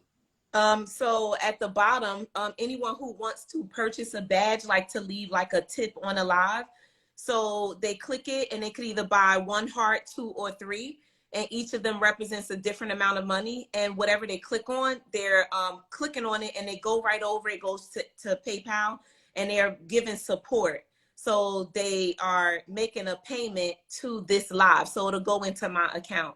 So wow. Yes. Oh, I didn't know, man, because I was always wondering, like, what is that? Because this is the first time I ever seen something like that. But I think that's dope.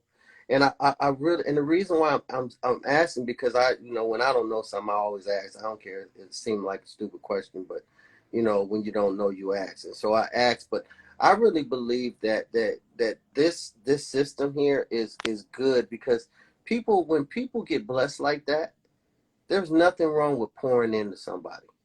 And I believe that wholeheartedly. You know what I mean? There's nothing wrong with doing that. I know me and Tim ain't got that up yet, but we gonna have to get that, because we getting ready to do us a live. Well, so, Coach gonna show us how to do it, because she is. She gonna show us how to do it, because I'm really illiterate to all of that stuff. But I just want to thank everybody that hung on, because whoever's on their live now, they've been hanging on. They have not dropped off. And so I don't know, T, if you want to go through some of these names and just give them a shout out, like Glorious has been on there. Frank 1987. No matter, anytime I go live, Frank is always on, and he stay no matter how long. Big shout out to Frank. My graphic artist on there too, TG the Mogul. She's on there. I'm gonna tell y'all who's in the building. So so when you guys are on live, at the top, and look here, I go into education mode. At the top, if you click on, there's the arrow at the top. You click on like your title of your live, and when you click on that, it'll show you everybody that's on the live. Can you guys see? I didn't know that. Yeah. Wow. Yeah. So it shows us who's present right now. So if we want to say hello to any of them. So Thais, thank you for hanging out. TG the Mogul, J Rod, Frank, Kamachi, Kichamchi, Real Eye Development, La Beautifier, Mika, hey, from Jersey, K's Touch, Reflective Results, Bleedy, Glorious, Locks, in HB, Beauty Bookkeeping, Sophia. So those are the people that are still hanging out. I want to tell you guys thank you. And thank you for hanging out. We just had such a great conversation. It was about a lot of different things. And I'm grateful to these guys who came on and just, you know, we had a great conversation. It was Great. beautiful. It was beautiful. Yeah. To me, I know you and I love you like my sister. Like it's like I feel like I'm gonna know you for a long time. You know what I'm saying? So this was really good. This was really good. It was. Yeah. I actually love having these conversations, and you know, maybe we'll plan another one where we can just chat about whatever. But yeah. But it's not a word to use because there's no but. The discussion we had tonight, it was so organic, and everyone that was here, us and the people that were in the audience, we all made this what it was supposed to be. Their reactions and our interjections made it what it was supposed to be. So I want to tell everyone thank you. Everyone. Right, right. So I'm getting ready to get my butt to bed. I'm gonna go to sleep, and then I'm gonna wake up and get a massage on the beach in the morning. I know that. I'm through massage in the middle of 2 days before Christmas on the beach massage. Yeah, it's hot out here. It's hot. It's in the 90s out here. So and it's humid. It's super humid too. That's nice because I went to Costa Rica for New Year's a couple of years ago, and it was so cold. It was so chilly. I was like, this is supposed to be a warm space. And it was so but see, you gotta remember, there's two sides to Costa Rica. You have the Caribbean side and you have the Pacific. You were probably on the Pacific. Do you know where the Bulls? Do you know where the Bulls run? Where the Bulls they have the bull thing? Toro. They have Toro. Do you know? I think that's on the Pacific side. That's where I was. Nah, I'm on the Caribbean side. I'm on the tropical. This is more tropical over here. Okay. And it's warmer here than it is on the Pacific side. This water is the Caribbean water. So, and we're right, and I'm on the south end of the coast, on the Costa Rican line. So I'm all the way down by Panama. Oh, all right. Okay. Yeah. So yeah, but anyway. Here nor there, I just say we had an amazing time, and I just would just I want to give a homework assignment to everybody. We had a time last night. This is a great homework assignment for everybody. I would, and I'm telling you guys, just do it because it's the right thing to do, not because it's a homework assignment, but it's the right thing to do. That's it.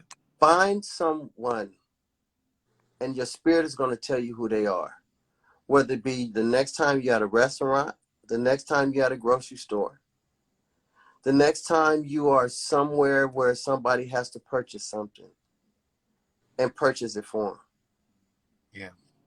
Just purchase it for them. And I do it a lot. I love doing it at restaurants because I'll look at a restaurant and you'll look at somebody who just looks stressed out.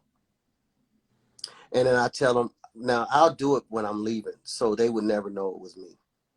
And what you do is you go ahead and say, listen, I want to take care of that table over there, right? But please don't tell them. You know, sometimes you see a woman with kids and the kids is all up under the table and she just looks so stressed out. And the reality is sometimes she's trying to figure out how she's going to pay for that meal. And then come to find out it's paid for. So in other words, what I'm asking you guys to do as a homework assignment, this is a faith one, is just pay it forward. I don't care what it is, just pay it forward, right? And it's not only going to make you feel good, but you're being honorable to God, because somebody needs you, and you're going to be in the right place at the right time, and it's going to be you that's going to help that person, and you're going to make their day, and you're going to save their day. So just do that. And I would strongly suggest start doing it more often than not. So if nothing else, do it at least once a month. Not because you're going to get something out the deal. It's because it's the right thing to do. Love it. All right. Love it. Love it. Homework assignment out, over and out. DL, brother, get some rest. I think I'm you're going going to get to some rest sleep. well. I thought you were going to say that I've been running and I felt tired, and then I got on this live, I got energy, and now I feel like I'm gonna rest well. I thought that's what you were gonna say. But you know what? I can't be putting words in people's mouth. But I think you're gonna rest well now. Yeah. I want to show you something. Tell me what you think about these new doors I got. Tim, I think Tim's seen them, but let me see. So look, I'm getting ready to show you guys. Look at these new doors that I got. These are like, hold on a second. These are the new doors I had custom made for the hotel. What you think about them? They slide over? Yeah, they slide. Yeah, look. Nice. Phenomenal. Nice. I'm coming now. Come on now. You already know I'm coming. DLC, I ain't talked to you in a minute. You've been keeping secrets. So what have I been keeping? Huh? You ain't tell me about none of this. He done built a hotel, girl. He got a hotel down now. He bought a hotel and redid the whole hotel. Okay. I heard you saying lightly some things about a hotel. Remodel something. He got a hotel he bought, remodeled it, and got 4-5 houses he's building right now. And bought a family a house and building a family a house right now. DL, you don't be telling me nothing. I've been busy. I've been busy. That's now all. You got that $10,000. What's the name? Huh? Now you see what I was telling you, Tamika. Now you see what I was saying when I said that $10,000. Right. Yeah. Because it's somebody that wants to know, and I think people want to know more than just that, more than just how did he do the hotel, more than there's a lot more that he knows he has to offer. He's exposing them to that lifestyle, so it needs to be when he's exposing them to that lifestyle, how he did it, what they need to do, and when they come in at that level, he's gonna go ahead and it'll be best for him just go on and push them, not out of that 10,000, but the exposure to how he did it. And what he did and how he did it, and then turn around, let them make their first purchase while they're there too. But you know what? I'm gonna tell you something. This honestly comes from management, being a great manager. That's it. Sure. You know, a lot of times people try to figure out there's a big secret, but it's understanding how to become a great manager of your things that God gave you to manage. And everything that I've managed, I've noticed that I've managed very well. God extended my territory. Yeah. And so that management came with discipline. That management came with understanding. That management came with patience. I had to become very patient in the things that I touched because I can't touch everything. And so I have to be very strategic on what I touch. And so, you know, T.D. Jakes has had one time, he has said, every people say everything I touch turn to gold. He said, no, I'm very particular on what I touch. And so it's the same way. So that's what I'm saying is you just got to be careful on what you touch. Yep. And it's $10,000, ladies and gentlemen. Whenever he's getting ready to expose, take your registration in, it's $10,000, and it's a 5-day visitation. You will be going to Costa Rica. You will have to take care of your own plane ticket. And when you get there, you will be staying in the wonderful, what's the name of the hotel? It's called a Colo. That's the name. You'll be staying, and he's only taking 10 people. Okay, so that right there, wow. We just released the beta. The beta launch. Yeah. Come through, Tim.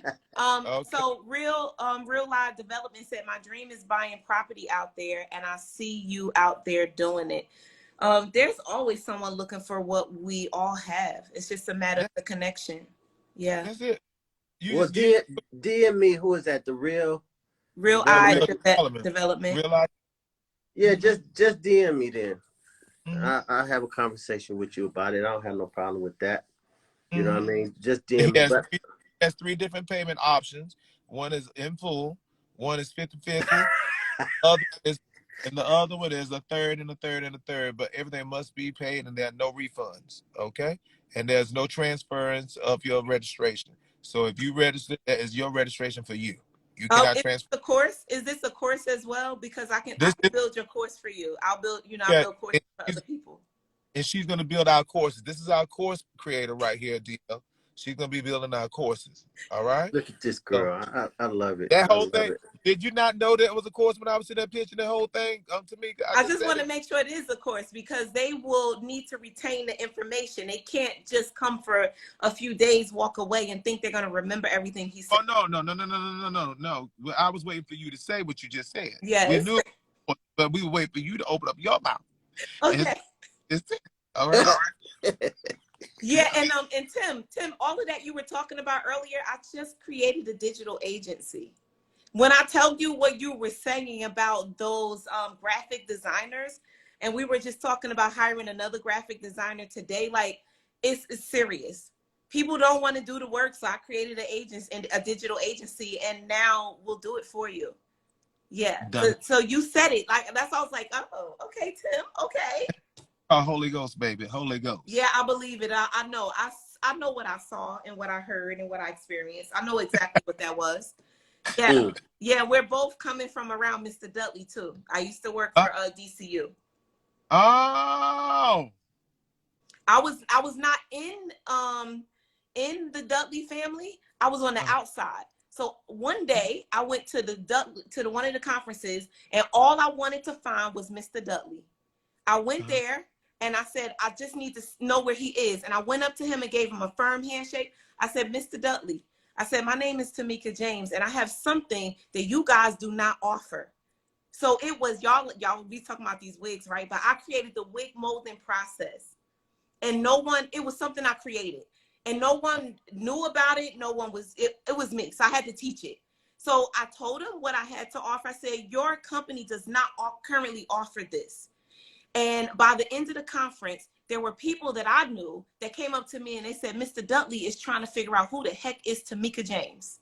He was going around asking him, who the heck is she?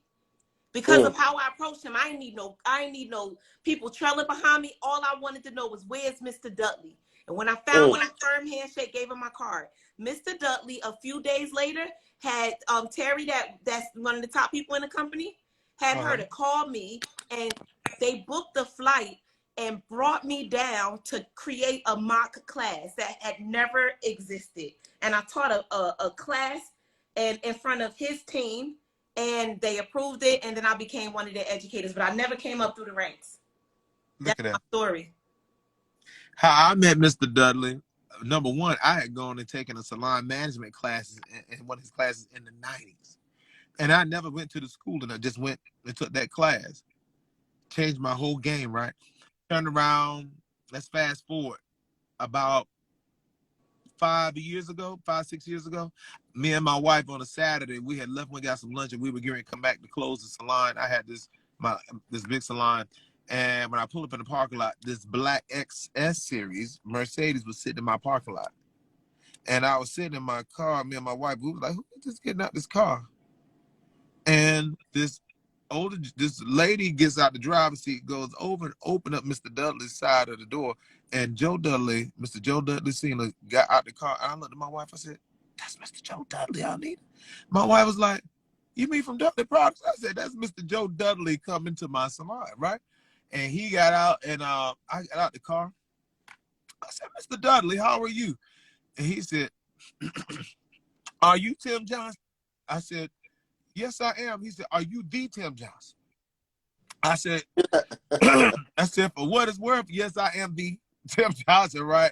And he said, I have been hearing all about you, and I had to come visit you myself. And he said, I wanted to come in, and my team was getting ready to get off, my staff. And I told every last one of them, I said, return. I said, I got to introduce y'all to somebody here to see me, and I need y'all to see him. And he came in and he actually talked to me and talked to my entire team for about 2 hours. About 2 hours. And then that's when he invited me to his mansion. And ever since then, I've been, I would go and I would visit him. I would go check up on him sometimes. He told me, because I have a hair product line. I have 17 products in my product line. And when I started my product line, I actually started my product line like in 2013, but I didn't believe enough in it.